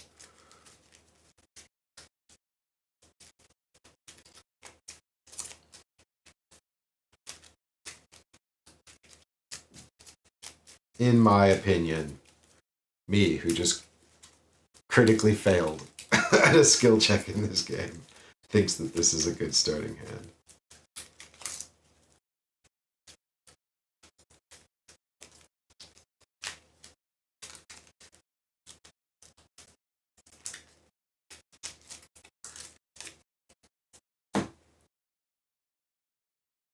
So we're heading back to the sewer culvert, which is, yes, the resign action on there. I guess that's part of like some kind of, I guess there's a system for like some kind of ongoing thing, because I don't know if you're allowed to carry this character over to Children of Blood, or if people are still waiting for epic rules, because I didn't see anything about that in the rule book. But I guess that's a known thing. Or maybe the idea is that they're going to release more stuff for this. Or like a sort of maybe a continuation later at some point. Or maybe, yeah, because if we resign, that's the same as being defeated, so we'd still get that same shitty ending. Right, there's no clues here. We need to go somewhere else. I think possibly some setup first is sensible. The gun, really. You don't want to be trying to equip the gun in a pinch. I'd like to equip the Rookie Cop, but I want the extra ammo on Becky. But I could actually do all of these things, because I can also use the emergency cash. So let's just do that. Let's use the cash for 3 more resource. Let's take my personal action to equip Becky with an extra shot, which costs 3. And then the final action, I think, is just to equip the Rookie Cop as well, because she's got Soak on her. And none of these are things I want to be equipping in combat. And then we've actually still got 2 resource and Stakeout, which is good, although possibly I need to take more horror before that's really useful.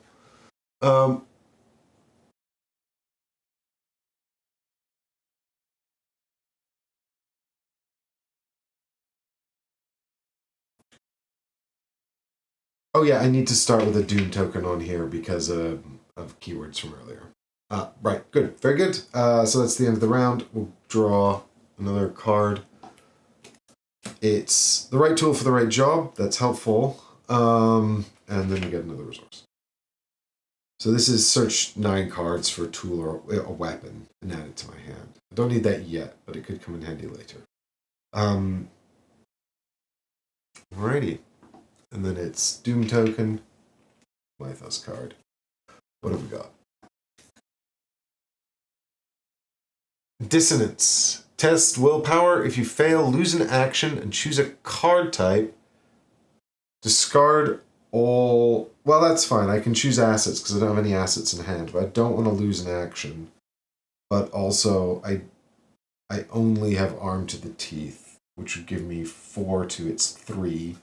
I'm not sure if that 1 point swing is worth the risk of then also losing a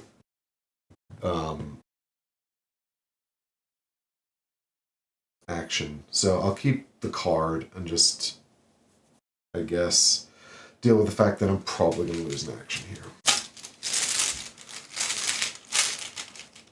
You never know.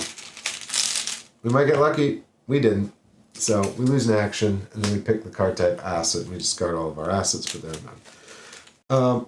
Is that allowed? Are we definitely allowed to do that? Or do I have to pick one that would change the game state? I feel like maybe I need to pick one that would change the game state. I feel like I'm not allowed to choose an option if it doesn't change the game state. In fact, I'm so sure of it, I'm going to discard arm to the teeth, unless you guys tell me I'm wrong. So we're down in action, and then we can go somewhere and do something. Let's have a look and see where we want to go. I think...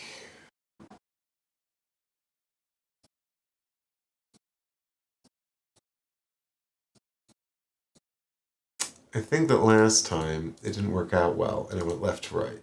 So let's go reverse reading order this time, and we'll head over here to wherever this is.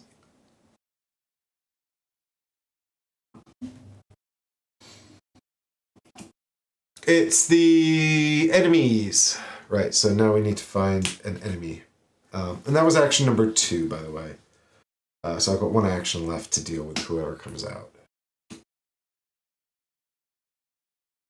That's not an enemy, that's something else. What is that? A revelation, a power. I don't know. That's the Zealot. The Zealot is aloof, so all I could do is engage the Zealot, which I don't really want to do. Because then it will hit me.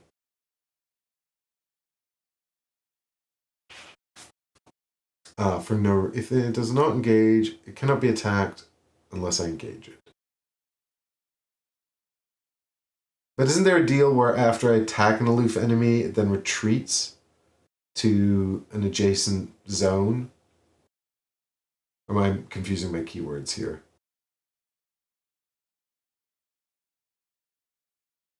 Elusive. I'm thinking of elusive. So it could be aloof and elusive. That would suck, but it's not. It's just aloof.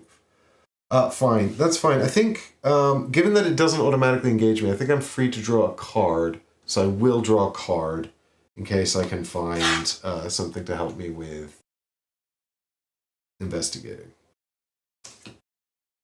Oh, the protective vest. That'll help me have another gun. And we like more guns.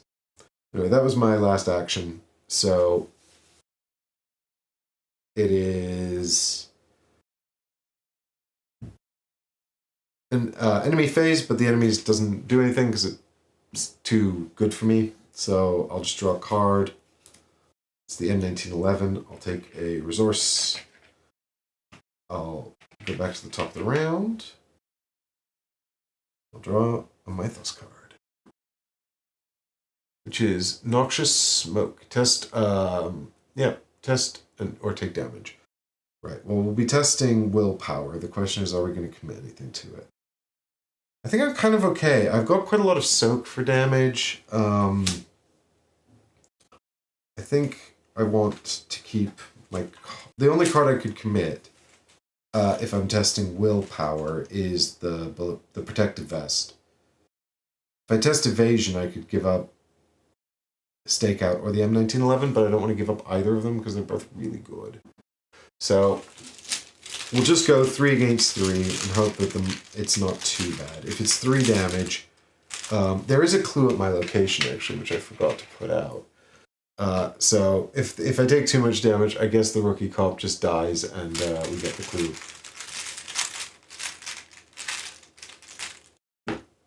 Oh, yeah, that's terrible. Okay, so we take 3 damage.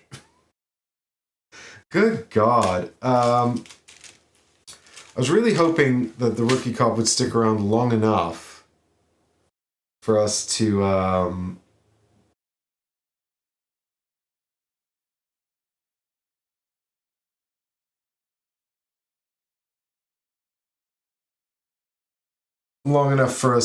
get some more use out of her or have her soak some horror.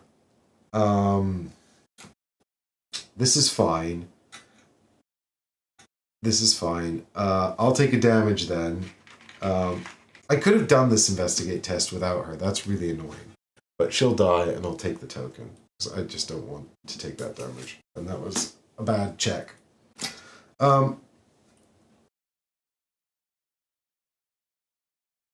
Okay. So do I deal with this cultist or not? I feel like I probably ought to.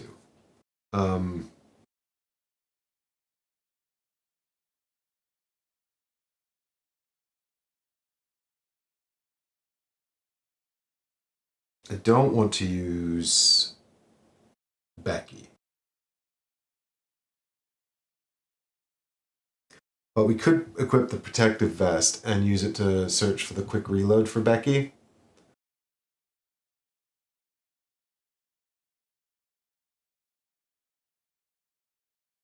So let's do that.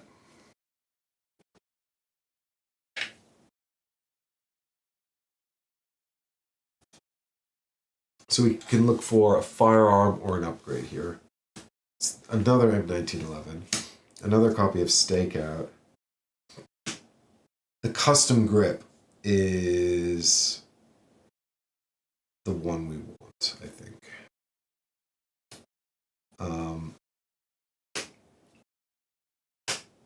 What is that? 6, 7, 8, 9.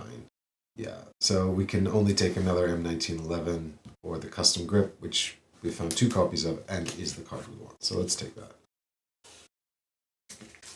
And that means if Becky runs out of ammo, we can reset her.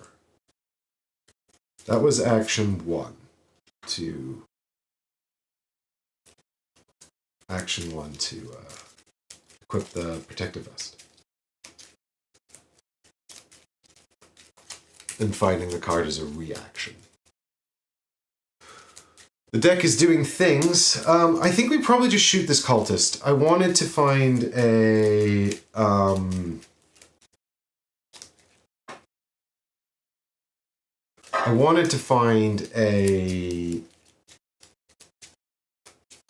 a better... the card that lets me bully them for a clue. But they're stuck here and there's no clues here, so... the good thing about Becky is that we can actually shoot aloof creatures without engaging them because it's a rifle. So that saves us sort of an action. So it's just a bit more efficient. So let's do that. Let's spend an action and an ammo to shoot the Zealot. I think also the Zealot could be a problem later. So this is, and I don't need to engage it, but this is my 6 versus its 2.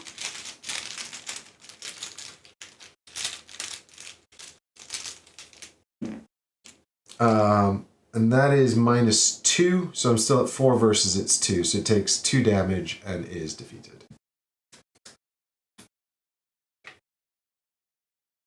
And Becky is technically exhausted because we need to exhaust it to shoot the aloof character. But that's fine because we've got no one else to shoot. So final action just moves us back to the culvert. And that's that.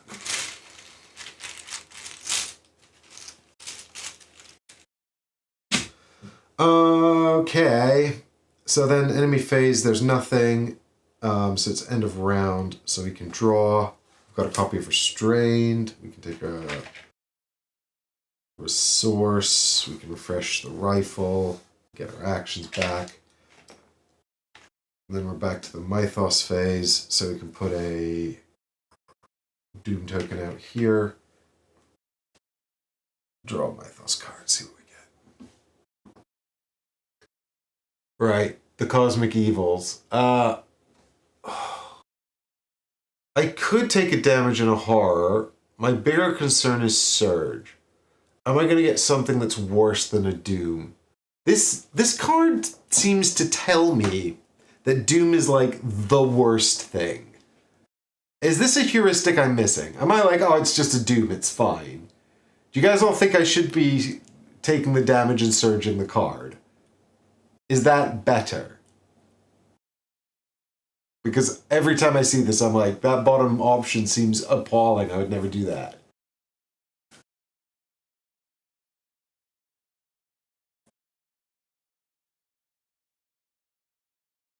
I suppose it depends what you surge into, right? Because if I surge into, you know, it could surge into another copy of Cosmic Evil. It could surge into the dog, you know, who takes, you know, 2 bullets to kill. I mean, I guess 1 Doom, because in my brain, right, 1 Doom is roughly equivalent to 3 actions. So if I take the Doom, it's functionally like missing a whole turn.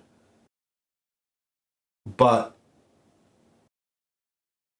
I could surge into a card that functionally cost me most of a turn, and then I've also taken damage.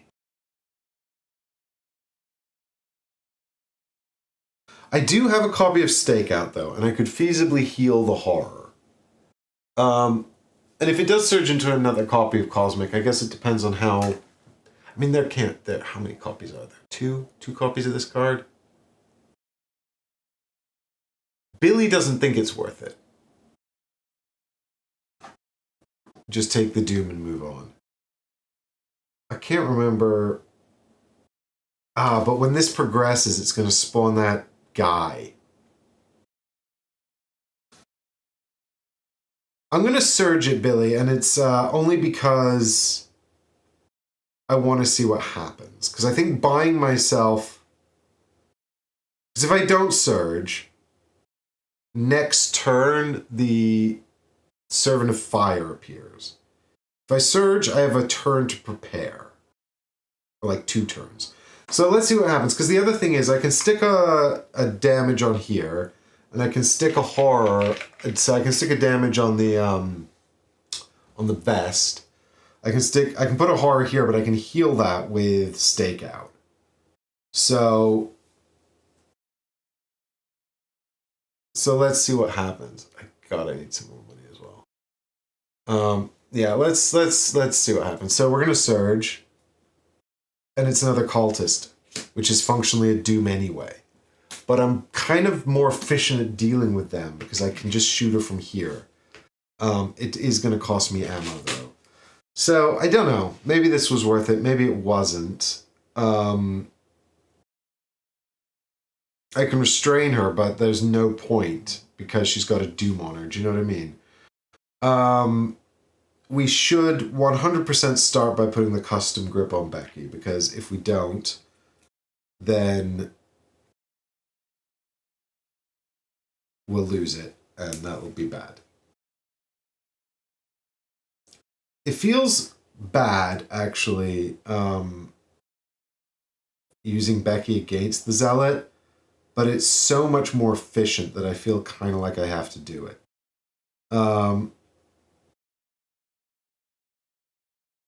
But I probably will try to equip the M1911 as quickly as possible. Now that I've got the protective vest, it lets me hold another gun.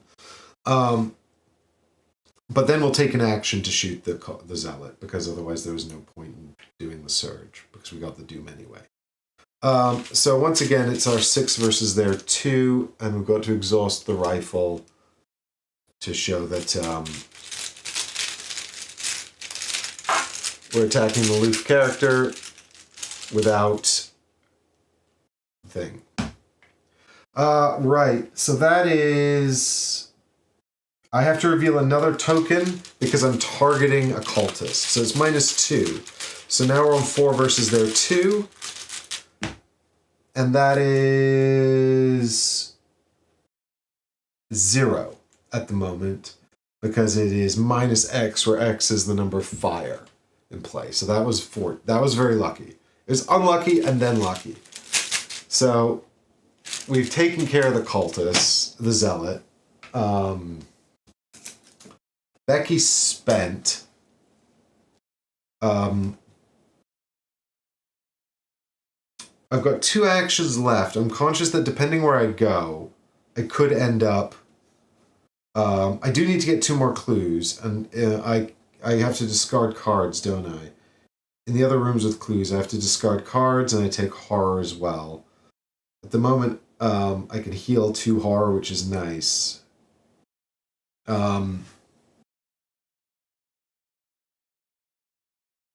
Although, to be fair, it'd probably be better to save a stake out for when we get to the cistern. I need clues now to get there. But we are going to have to... I'm also conscious that I need to be preparing to fight the... I need to be preparing to fight the other guy. And actually, if I can find the service revolver to fight the Servant of Flame, that would probably be really good to do. Because we have to kill him. We know he's showing up in two rounds. And I don't think I'm going to be able to get much done with him hanging out. So let's spend our resource and use the right tool for the right job to see if we can find the service revolver. Is that what I'm going to do? Yes, because he's coming and I don't have time to prepare otherwise, I think. If you disagree, you can always let me know. Come on, show me. Oh, it's the custom grip again. 1, 2, 3, 4, 5, 6, 7, 8. Shoot. 9. I didn't find it.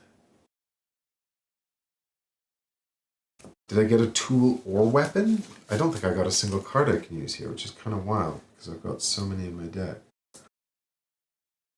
It's not a tool.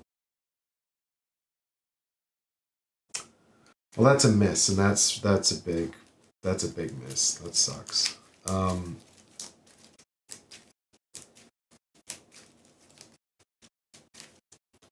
Oof.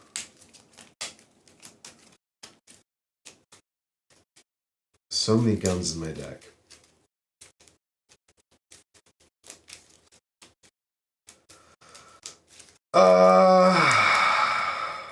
And that's an action as well. Shoot.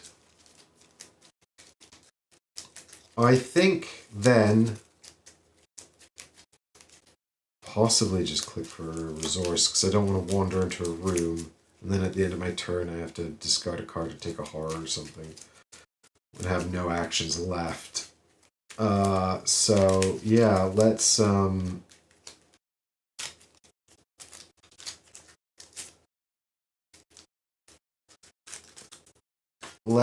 spend this for a resource, because I don't have any, and it sucks. And so then we are end of the round. There's no enemies, so we're just drawing. We've got Vicious Blow, which is nice. On resource, refresh the rifle. Draw add a Doom, and draw Mythos.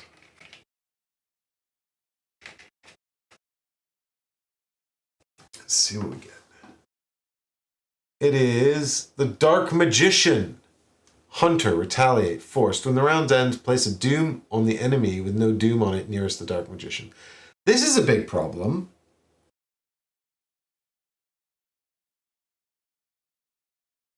And he just engages me, huh? He's got a lot of health.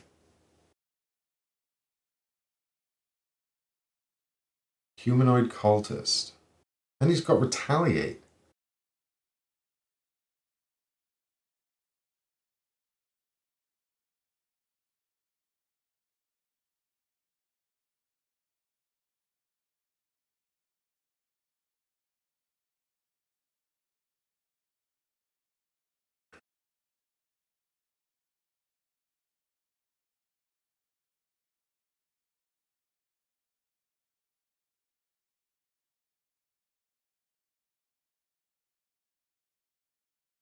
I could restrain him, but my problem is it says at the end of the round, place a doom on the enemy with no doom on it nearest the Dark Magician.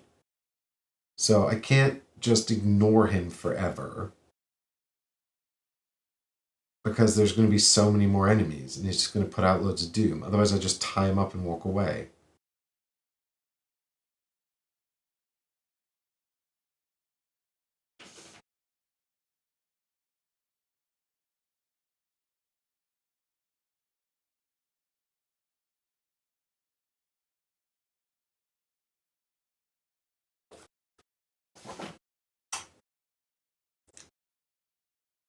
Yeah.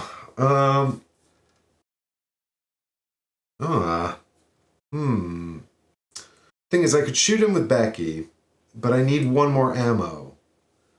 Oh no, that's a separate action though. Hang on.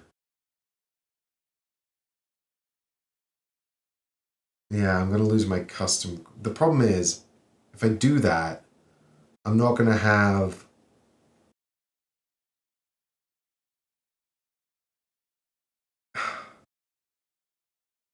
I'm not gonna have enough gunpowder to kill the. To be fair, he appears in the cistern. And currently I haven't found a way to get to the cistern. So even though he's showing up next round, I have a bit of time. So I guess I'm just going to keep shooting my problems and hope for the best. So I'll shoot this guy. And he's on 4. So it's my 6 versus his 4.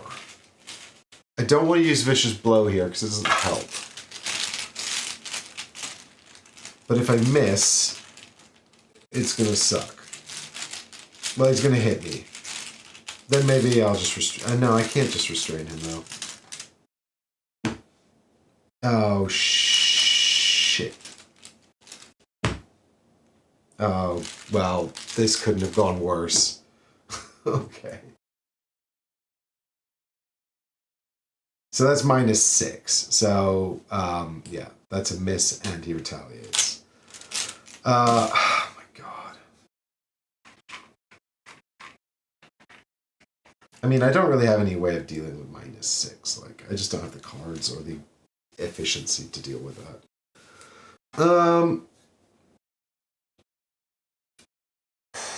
So, in response,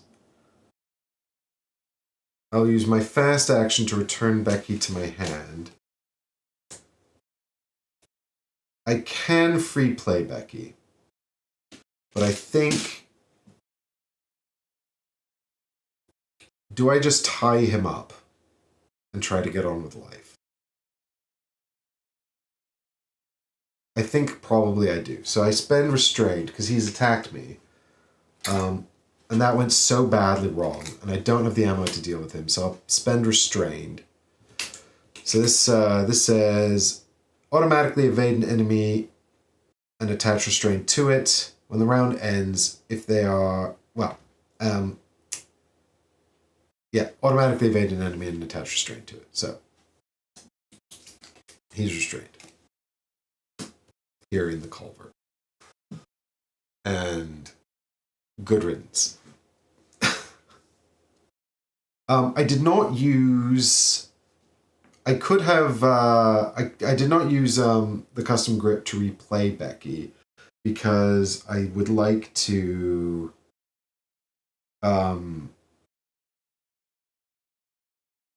either replay it with additional ammo or possibly play the M1911.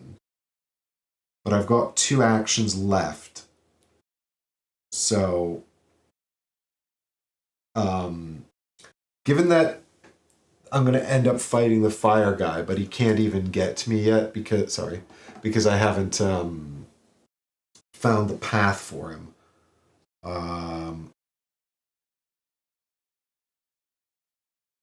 Right? Oh no, actually all of these connect to the tunnel. Do they? No, because the things it connects to are at the bottom. So everything connects to the yellow thing. Which is that. It is the yellow thing. Yeah, these all connect to the yellow thing. Right, so he can come out of there into any of these. Until I start revealing them. Which includes the tunnels. Oh, so the tunnels are connected to... Yeah, the tunnels are actually connected to the cistern. And I just missed it. That's fine then. He'll come that way, and I'm kind of okay with it. So let me... I want the M1911 really...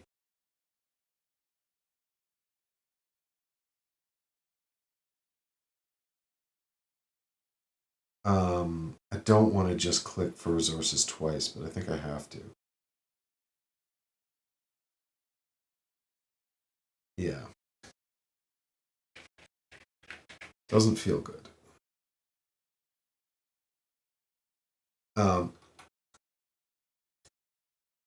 Alright, and then he's exhausted, so nothing happens there.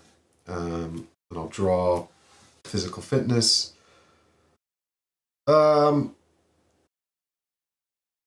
And I'll get another resource, and I'll put a doom out here, which advances the agenda. Boop, boop, boop, boop, boop, boop, boop. And so this is where we get the Servant of Fire spawns at the cistern. Oh yeah, and then I need to test willpower or take a horror. I'm almost certainly taking a horror then. Yeah, I don't have a lot of horror capacity. Alright. Here is Servant of Flame at the cistern. Here is a naked willpower check, which is not going to go well. -2. Yep, for sure I failed that. Uh-oh, I need to go and find a clue and heal some of this horror, or I'm straight dead again. I don't have the capacity for the horror in this scenario. Good God. And that was not even the Mythos card, which is happening now. Right, oh sorry, and then this is done. And that's all that happened. That's all that happened. Yes. Oh, good. It's a counter of flame. Wow, it's just relentless enemies this time. I need to kill this guy now, and I don't even have a gun equipped. Because if I don't kill this guy...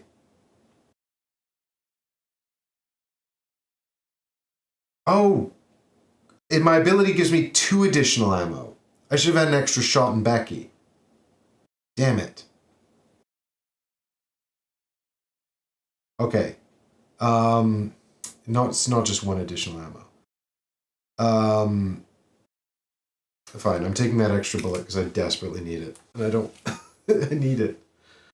And custom grip is just pick it up whenever you want. So it doesn't make a difference at this point. And actually all I'm going to do is shoot that guy anyway. He engages me, doesn't he? Fine.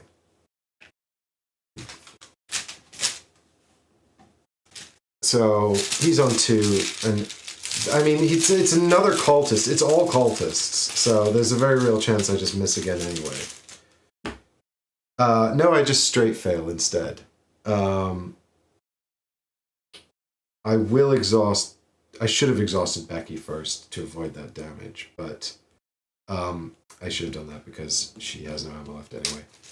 Well, I mean, it's just 1 damage, but it's not helpful because now Becky's exhausted and also out of ammo. And I'm down in action.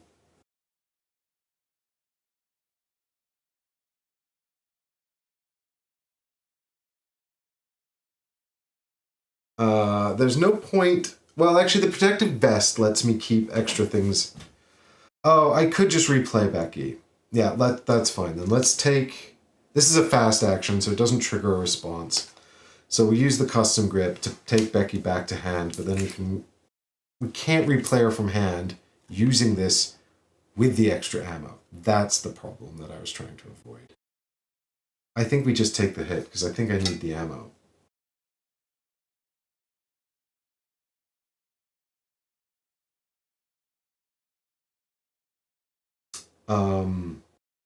But it says you may play a firearm asset from hand with the custom grip. So let's play the M1911. I don't really like that because I was hoping to get extra ammo on it as well. It's like my whole thing and I'm not even using it, but that's fine. And then I just shoot again, I guess. And hope for the best.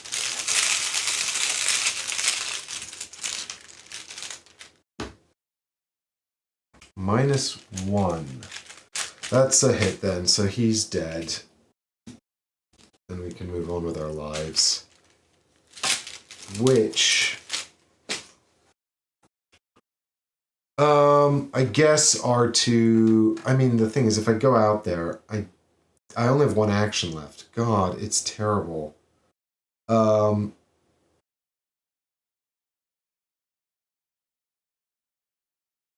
God, I've just been sat in this culvert murdering people for turns and reloading and murdering for turns.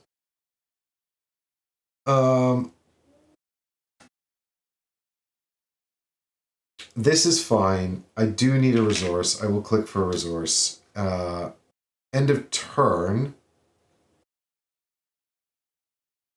Nothing happened. No, enemy turn. He moves into the sewer tunnels. And then, sorry, he moves into the sewer tunnels from the cistern. And then it's card and resource. I thought this would go better. I guess it's not going worse yet, but it doesn't feel like it's going massively better. Actions back, add a doom to the ritual, add a doom, sorry, end of round, add a doom to the Servant of Flame from the Dark Magician, and then draw a card here. Which is the Extraplanar Visions. I've got 5 cards in hand. I don't think I can pass this. I'm 3 on either. I can commit... If I commit a card to the test, does the test criteria go down? Or is it established before I commit? I'm gonna imagine it's already established at 5. God, this is really mean. I think I probably just need to take the damage and ditch a card. If I ditch Stakeout, though, I'm probably dead. But if I commit cards and fail, I'm more likely to lose Stakeout. So I guess we just roll with the punches. We can test willpower.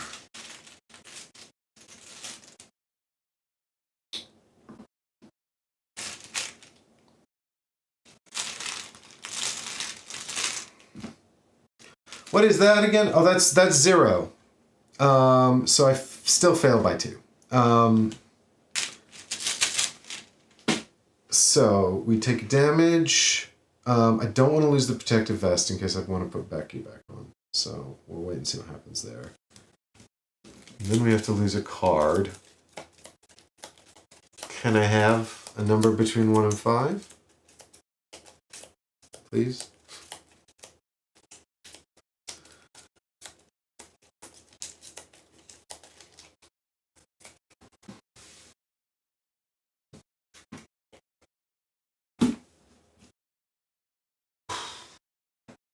I've done nothing but sit in the entranceways to the sewer and shoot people.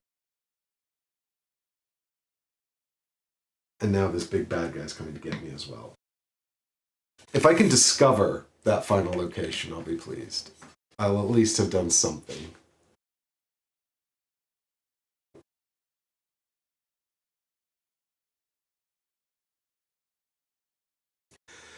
At least I've done something in attempt number 2.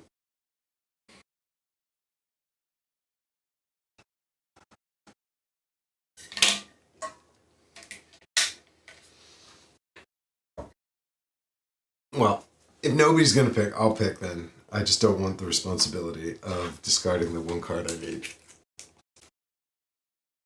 I mean, physical fitness, it could have been worse. It could have been stakeout. This is not great, but this is still fine. I will move out of here. And I will go over here, because this has got to be better than last time, right? Oh, it's the tunnels. No, I hate this.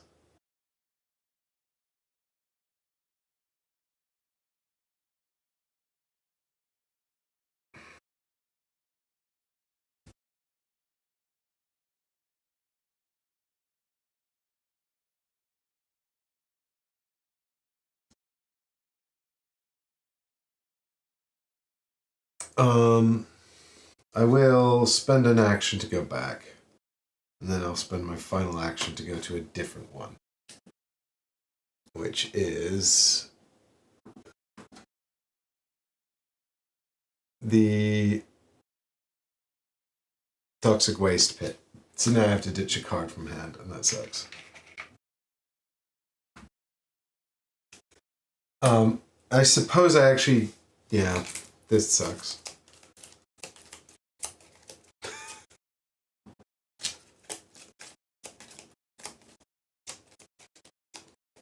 And the toxic waste pit is actually connected to the cistern, isn't it? Unlike the tunnels, which are not.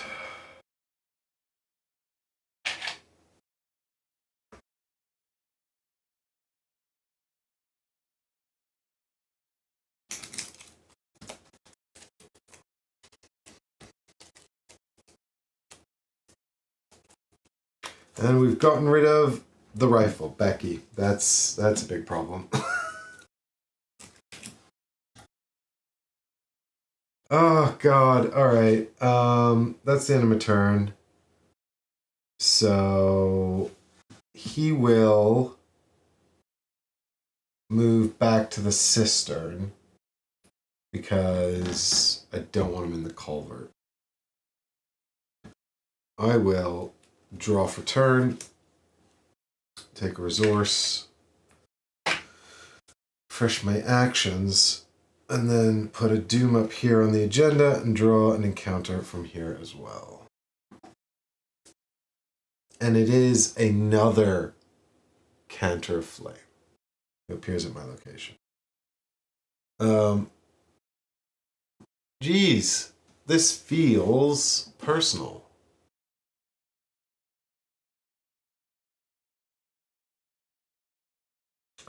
I guess now I need to kill him. So let's shoot him with the M1911. Well, he engages me actually, so he's here in my threat area really here, isn't he? I'm gonna run out of ammo before the Servant of Flame even gets to me.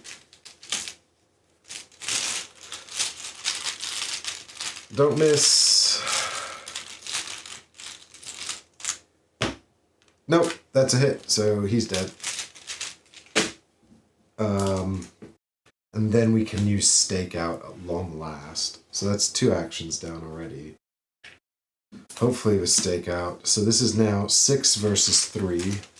And if this goes wrong, I think it's really his end of days for this run again.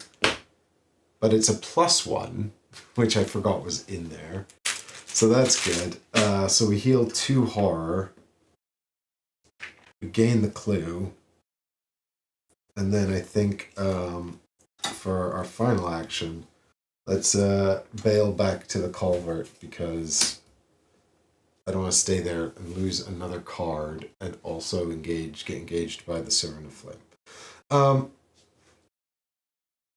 Who is going to continue to chase me by heading over to the sewer tunnels where I just was.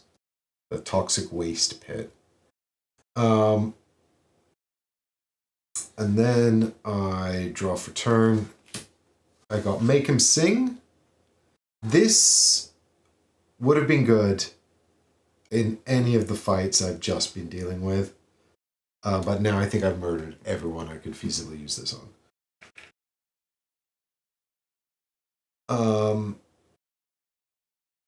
And one of these has a clue in it, and I don't know which one it is. So it's Doom on the agenda. It's a Mythos card. It's Cosmic Evils.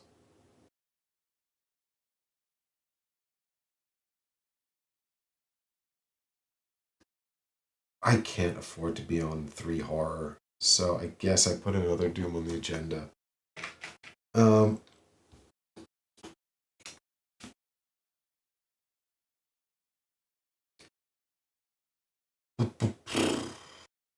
And then we just pick and hope. The thing is, I don't know if I have the...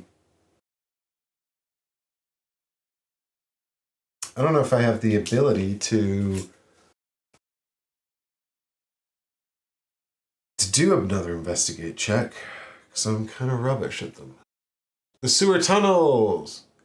When you end your turn here, take a horror. See, I don't think I stay here because it's awful. And I can't afford to take a horror. And I don't think I can pass Investigate 4. I think I just fail it.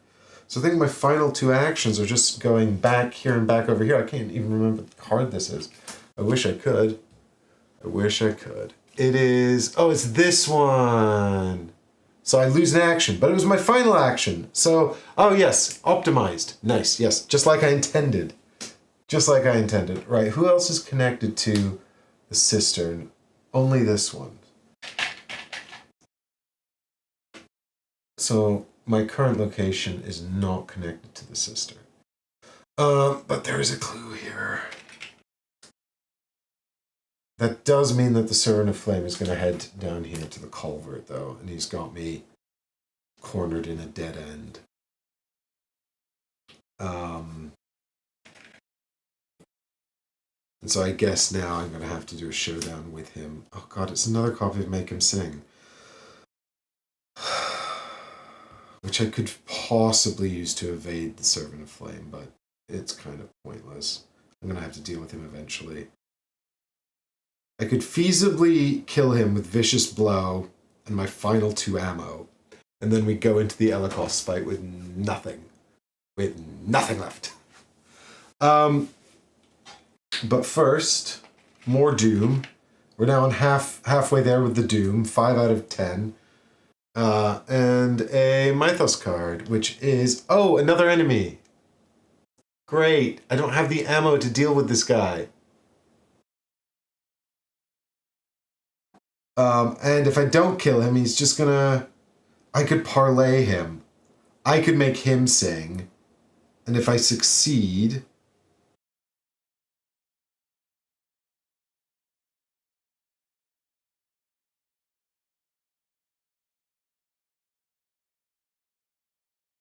If I succeed, I'll be able to get away from him. But not long enough. Not long enough to deal with the Servant of Fire.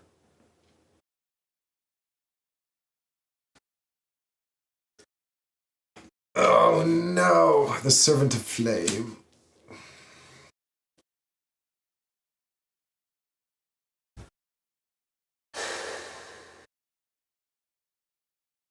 I was really hoping.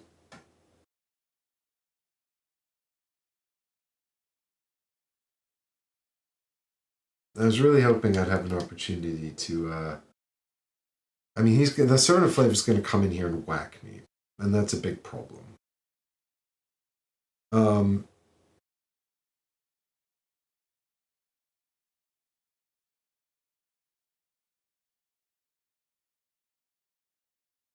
I can evade this Hellhound. Get the clue. I can move back into the culvert.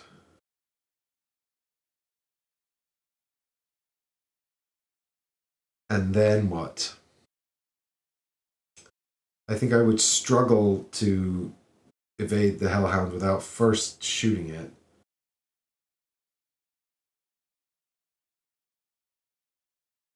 It's got Hunter. It's going to try and follow me. It's going to get a Doom on it, and then we're going to be on 7 out of 10.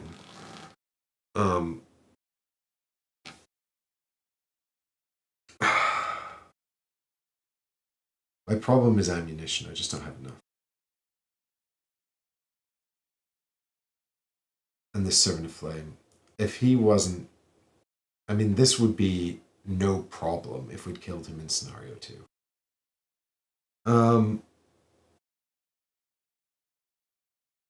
I'm getting to the cistern would be no problem if we killed him in scenario 2. I can't believe the right tool for the right job missed. If that hadn't missed, we wouldn't be having this problem. I suppose also losing Becky was a big deal. If we hadn't lost Becky, we'd still have loads of problems. But it'd be slightly less bad.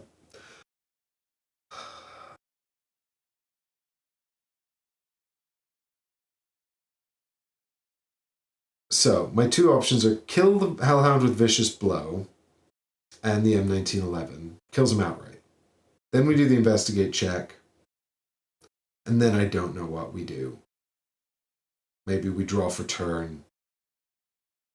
Draw a card, just hope for something to help us deal with the Servant of Flame next round. He's going to come in and hit us. I don't see how we avoid being hit by the Servant of Flame. Because my hope had been this turn. Actually, I don't really know how I was going to do it, to be fair. I forgot he'd walk in and kill me, but I could have run out and killed him, potentially, with the M1911 and Vicious Blow. I could have got to 5 damage with 2 actions, and then I would have had to come back for the clue. Anyway, it doesn't matter. That's off the table. I can't run past him. He'll hit me. So I'm going to take a hit from him. So maybe it's just best to just... The thing is, I can use Make Them Sing.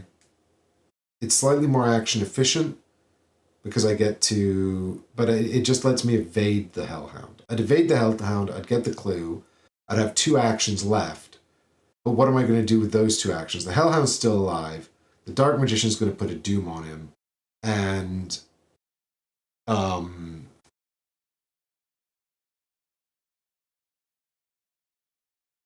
And he's going to just come and get me next round anyway. The only advantage of this is that I've still technically got, all of the ammunition.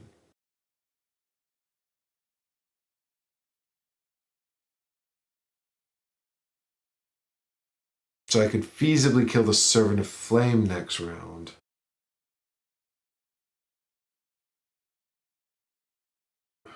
But I don't know what I do about the Hellhound, because I'll have no weapon left. I can't just punch it to death. I'd have to hope I draw something that lets me evade it, or another gun. And even then I'd have to equip it and he'd attack me. But I'm going to have all those same problems with the Servant of Flame. Ugh, I think we're dead again. This sucks. All right,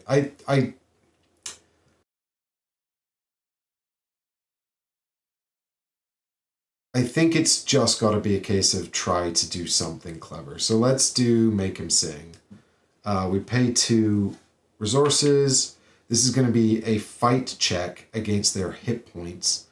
So I'm currently on 5 to 3. I need this to succeed, so I'll commit the other Make Him Sing. So it's 6 to 3, and then we'll just hope. No, I mean... I can see why it's odd that Make Him Sing works on a Hellhound. Because, like, how am I gonna interrogate the Hellhound? But I guess maybe, who knows? Who am I to say that Hellhounds don't speak to people? You know? -2. It's worked. So, that costs an action. He is evaded for the time being.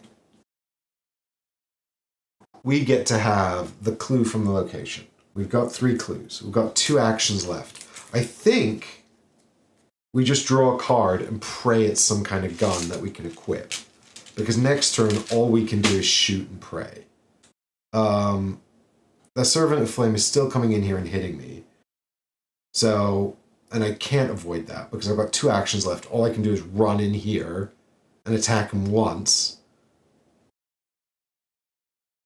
Oh, and then he hits me. And then, so I will suffer a hit from him. I could feasibly escape the Hellhound for a time. Because I won't be in the same space as it when it readies. The real question then is, what's the Mythos card? All right. What do you guys think? Valiant last stand in the sewer tunnel, in the overgrown tunnel, or run into the culvert, take on the servant there, and try to take out the dog later when he follows me.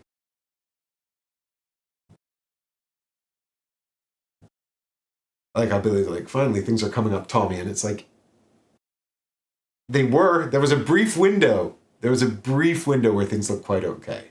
And then immediately it got bad again. Bum rush the servant, because he's just going to be a big issue. I agree with you, Billy, actually. I think that is the right move. So we'll take an action to run out here. Does he engage me automatically, or do I have to engage him? Because if he doesn't engage me automatically, this plan doesn't work. I think when I enter a space with a readied enemy, they just engage me, right? Unless they're aloof. Correct me if that's wrong, but I think that's how it works. And then we do the M1911, and we'll put Vicious Blow on it. So that's going to be 6 to his 4. I really need this to hit, but I don't really want to commit Arm to the Teeth, because otherwise I won't have a bonus for my next shot unless I draw something good. And I need both of these to work. But if this misses, I'm really flipped. So, a bit of a dilemma. This is my last action. Yeah, auto-engage unless he's aloof. Cool. I think we just guarantee this, because he's also a cultist. The bag is so dangerous. I think a 2 is not enough, and we need the extra damage from Vicious Blow. Maybe we'll draw something that can... Maybe we'll draw another Arm to the Teeth or something for next round. So, here we go, team. We are on 3. 4... We're on 8. 8 to his 4. -1. Could have got away with it. That sucks. But it's okay. Here's 3 damage.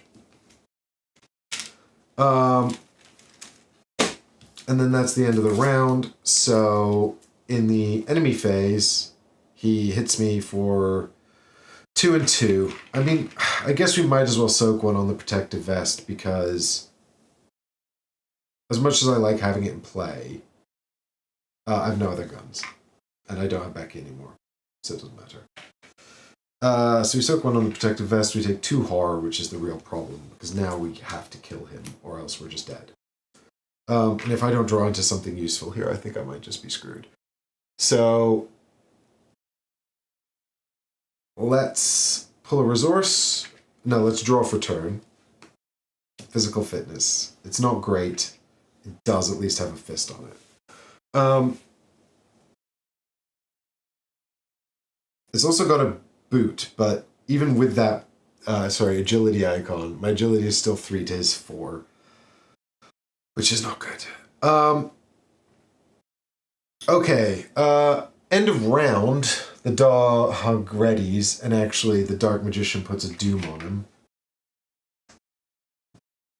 And then top of the next round, we get a doom here. And we also see the next Mythos card, which is... Oh.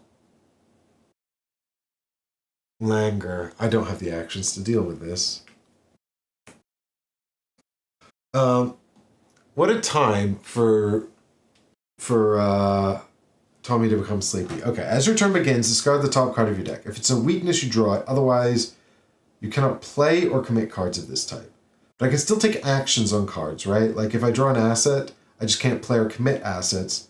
But I can. So really, what I want a skill here. But if I get an asset, I think it's fine. It is an asset. But I think I can still take the action on the M1911, right? I needed that. I needed resilience, so that sucks. I can still take this action, right? Right, gang? Because it says you cannot play or commit cards, but I'm not playing the M1911. I've already got it. I'm not committing it because I'm just taking the action on it. This is my understanding. So with this in mind, I will trigger this bullet. I will commit physical fitness to this attack. It's 6 versus 4, and if this misses, we just die because he does 2 horror to us and we can't survive. And then it's going to be an even worse run than last time somehow.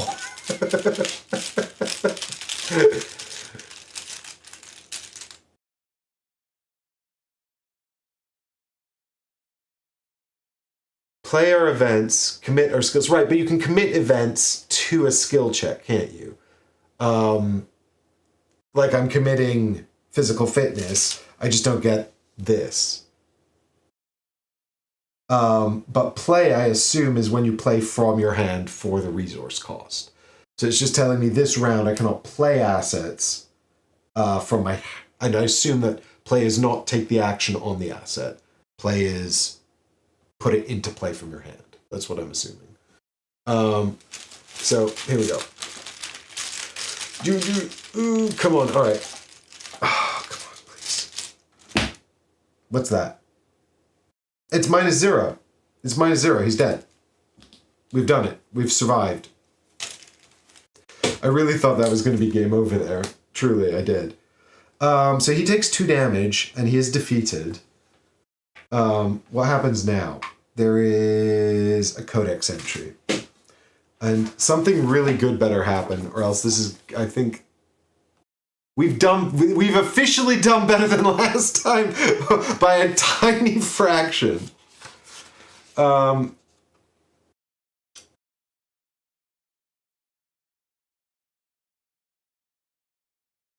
By defeating the Servant of Flame, you have brought them to their senses. You take off their mask, and they look up to you confused. David snarls as you try to help him stand. Leave me. I am a willing servant. I welcome her into me, and now she will purge you all with her cleansing flame. He laughs weakly before drawing his last breath. Each investigator may search their deck for a tome or spell and play it, ignoring all costs. I'm going to do it, but I'm 99% sure I do not have a tome or a spell in my deck. I was just hoping that maybe Henry Armitage would count as a tome or spell. No, I don't have. I'm a cop, damn it. Oh, the service revolver was on top as well. And now it's gone. It was useless, gang. It was useless. Stupid David Renfield or whatever.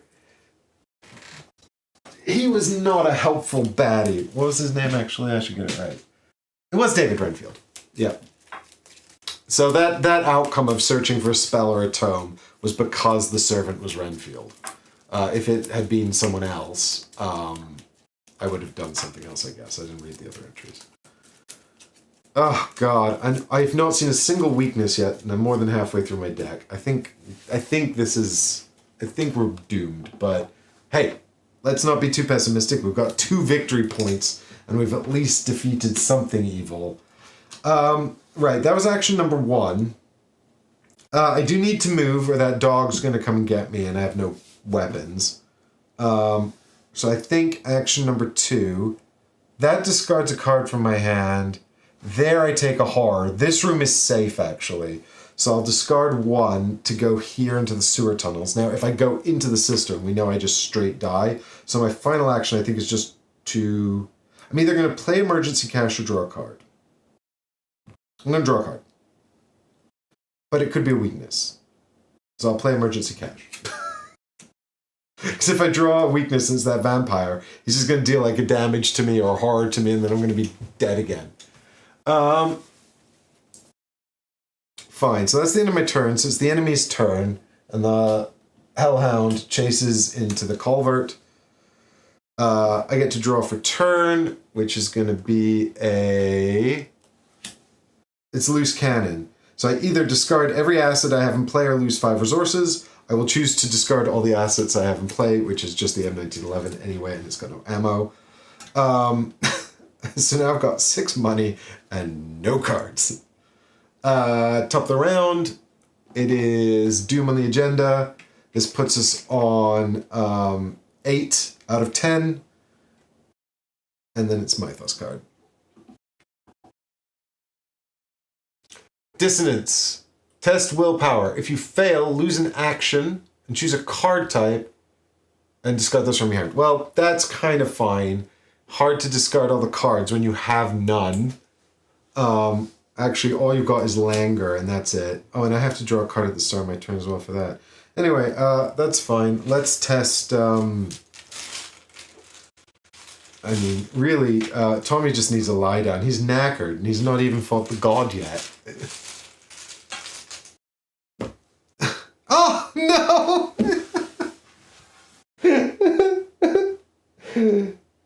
If I had a gun, this would put ammo back on it. But I don't have a gun. Oh, man, that sucks. Why do I never draw this at good times? So this gives me +1, which means I actually pass the check, so I get to keep all my actions. I could also put ammo on a gun if I had one, but I don't have a gun. Oh, that sucks.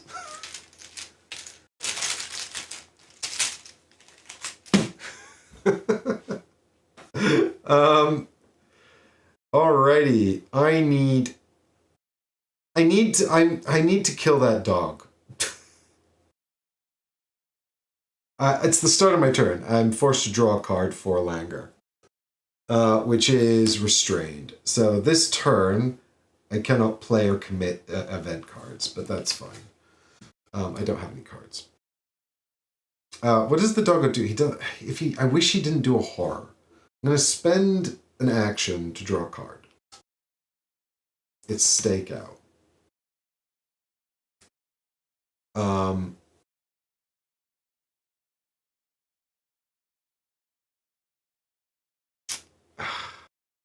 it. I should get rid of Languor. I should. I'm going to draw a card. I need a gun. It's Vicious Blow. Damn it.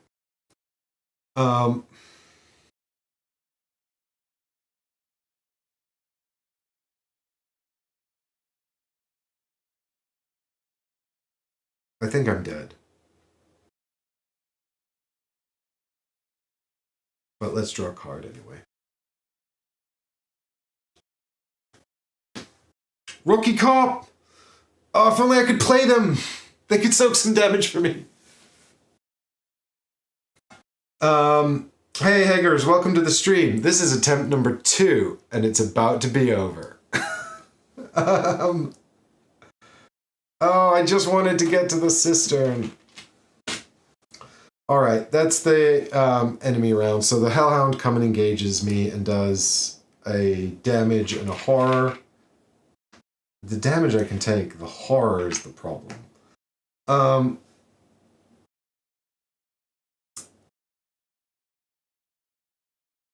And then it's draw for turn, and it's the Blood Drinker, so that's really bad. I don't have a weapon. I need to evade. I can't evade. I'm dead. That's it. Game over. Sad. I'll get a resource. We came so close. The thing is, I couldn't just run into the cistern again because I just don't have the capacity for horror. Like, if you think about it, Elikos does 3 damage. And then I needed I could have run in. I could have run in when I had the 3 actions.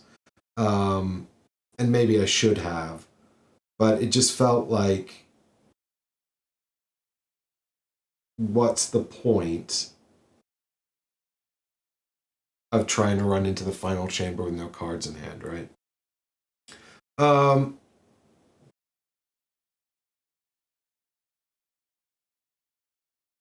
But here's the thing.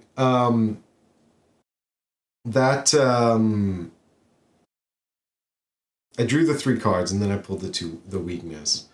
But next round, I'm not going to be able to evade both of these guys because my evasion is 2. And I've got a +1, but either a hit from either one of these kills me.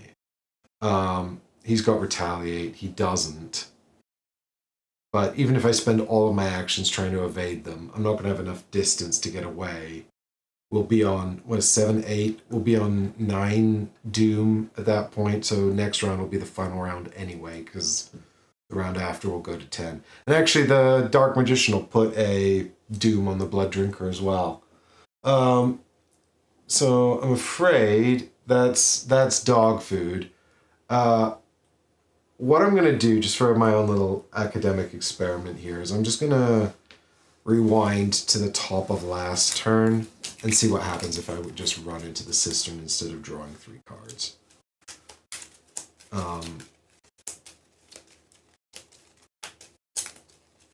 Would I just be dead?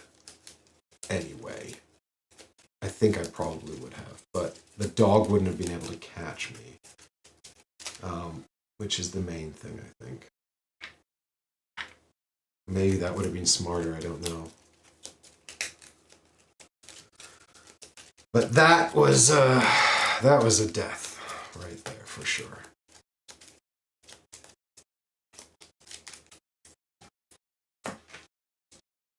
So, all I've got is Languor. We've just ditched Restrain for it. So we'll take our action to actually just run into this location instead. And if I remember correctly, I then have to spend the 3 clue tokens, and we reveal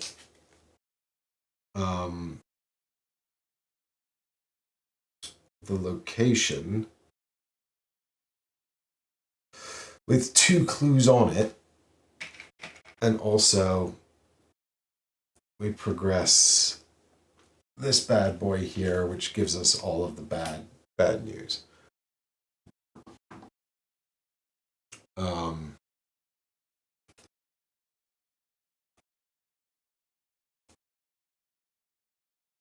So we spawn Elikos. Elikos is massive, so they can't move, so they don't engage, right? That's the crack. They don't engage anyone, but they just hit everyone in the room.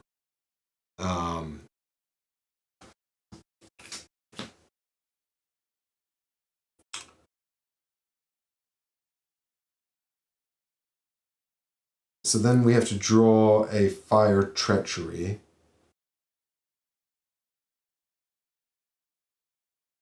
And set this room on fire, because of course it's on fire.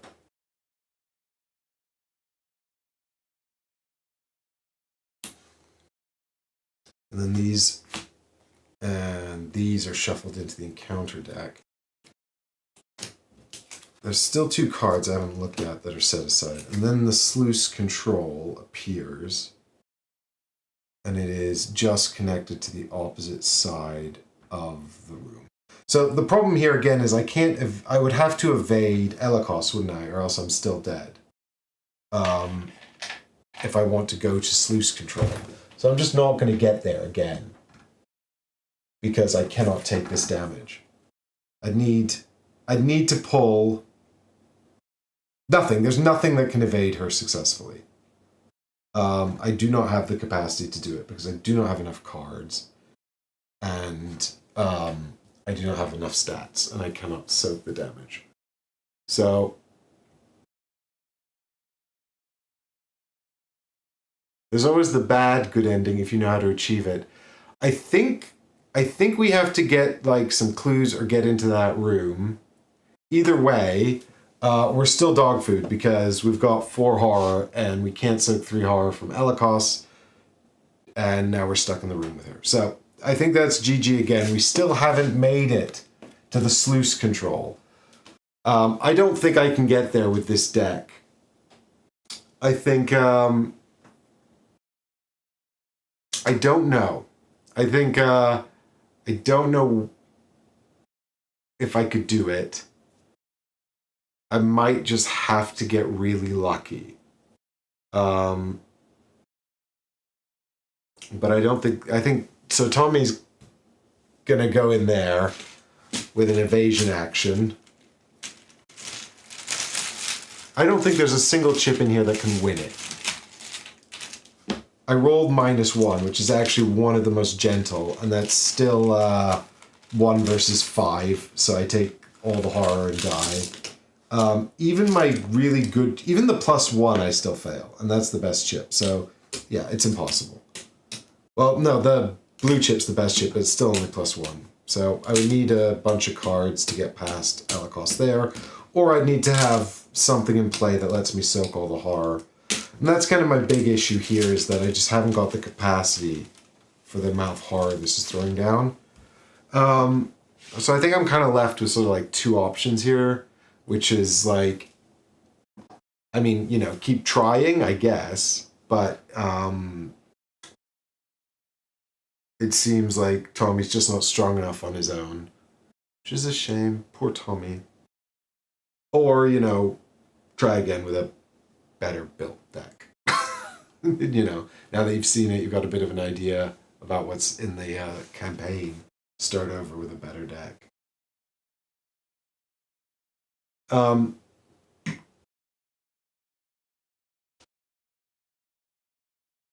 not going to read the defeat text again. Heggers, for what it's worth, this was already attempt number 2. So we've already had the text that says that everything burns down. Oh, do you know what? If I had Armitage in play, I could have... If my first action... No, because my first action... I would have to end the turn in there. So I'd still have to be able to soak an attack from Elikos. Because Armitage is the first action of the round, doesn't evoke an attack of opportunity. And it can't be... It can't be the first action of the round if I'm not already in the room.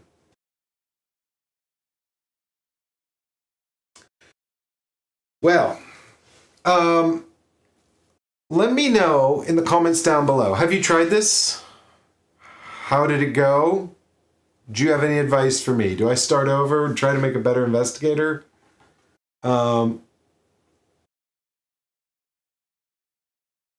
Yeah, I mean, Billy, I think Armitage would be helpful, but I still don't think it'd help me solve this problem. I think the only way to get through there with this deck is to avoid the horror enough and have enough horror to soak. And I'm just kind of assuming that if I can get to the sluice room, I can do enough there that I can give myself a chance of winning. Because I can't fight the god, but I need to get into that room. I'm going to wrap up the stream here because it's been 3 hours 10. And I think 2 attempts is enough for one night. I really hoped we could finish it. And I guess in a way we did, but it doesn't feel very satisfying to leave it here. I'd certainly be tempted to try it again, or try it again off camera. I don't want to really do another stream where it's just Tommy failing to do anything again. Though, but, so let me know. I think there's kind of 2 options here.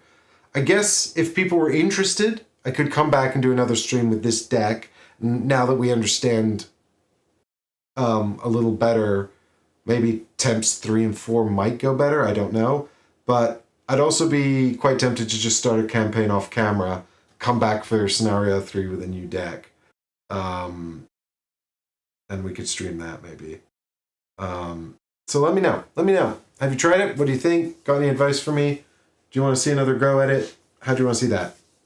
But otherwise, I'd say thanks so much for joining me, gang.